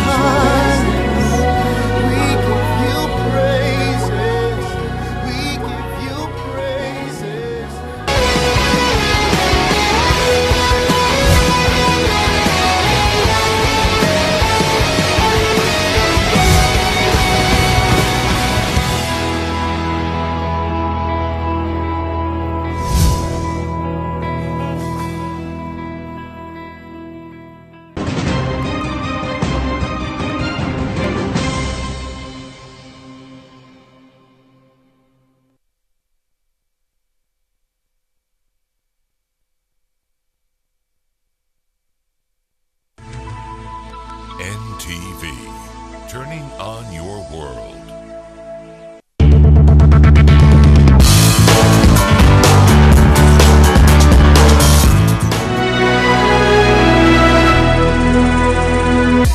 Sometimes children have amazing ideas, but they can lead to tough stains. And for tough stains, there's new Omo Fast Action. Its super fast cleaning technology removes stains fast. New Omo, no one removes tough stains faster. On the next episode, brought to you by... At Orange, we know you want to do more on the internet. That's why we bring you happy hour day and night. La Patrona. We planned it with the utmost secrecy. How and when did your mother find out? That microphone was hidden in the room yesterday where we made love, Lucho. I swear it on my daughter, the most sacred thing in my life, that your deaths will not go unpunished. Antonia, I can't believe you just finished killing those 2 kids. And regarding those kids, the whole town's upset about it. Max was really frustrated, so was Valentina. There was a stack of papers like this. What papers are you referring to? La Patrona.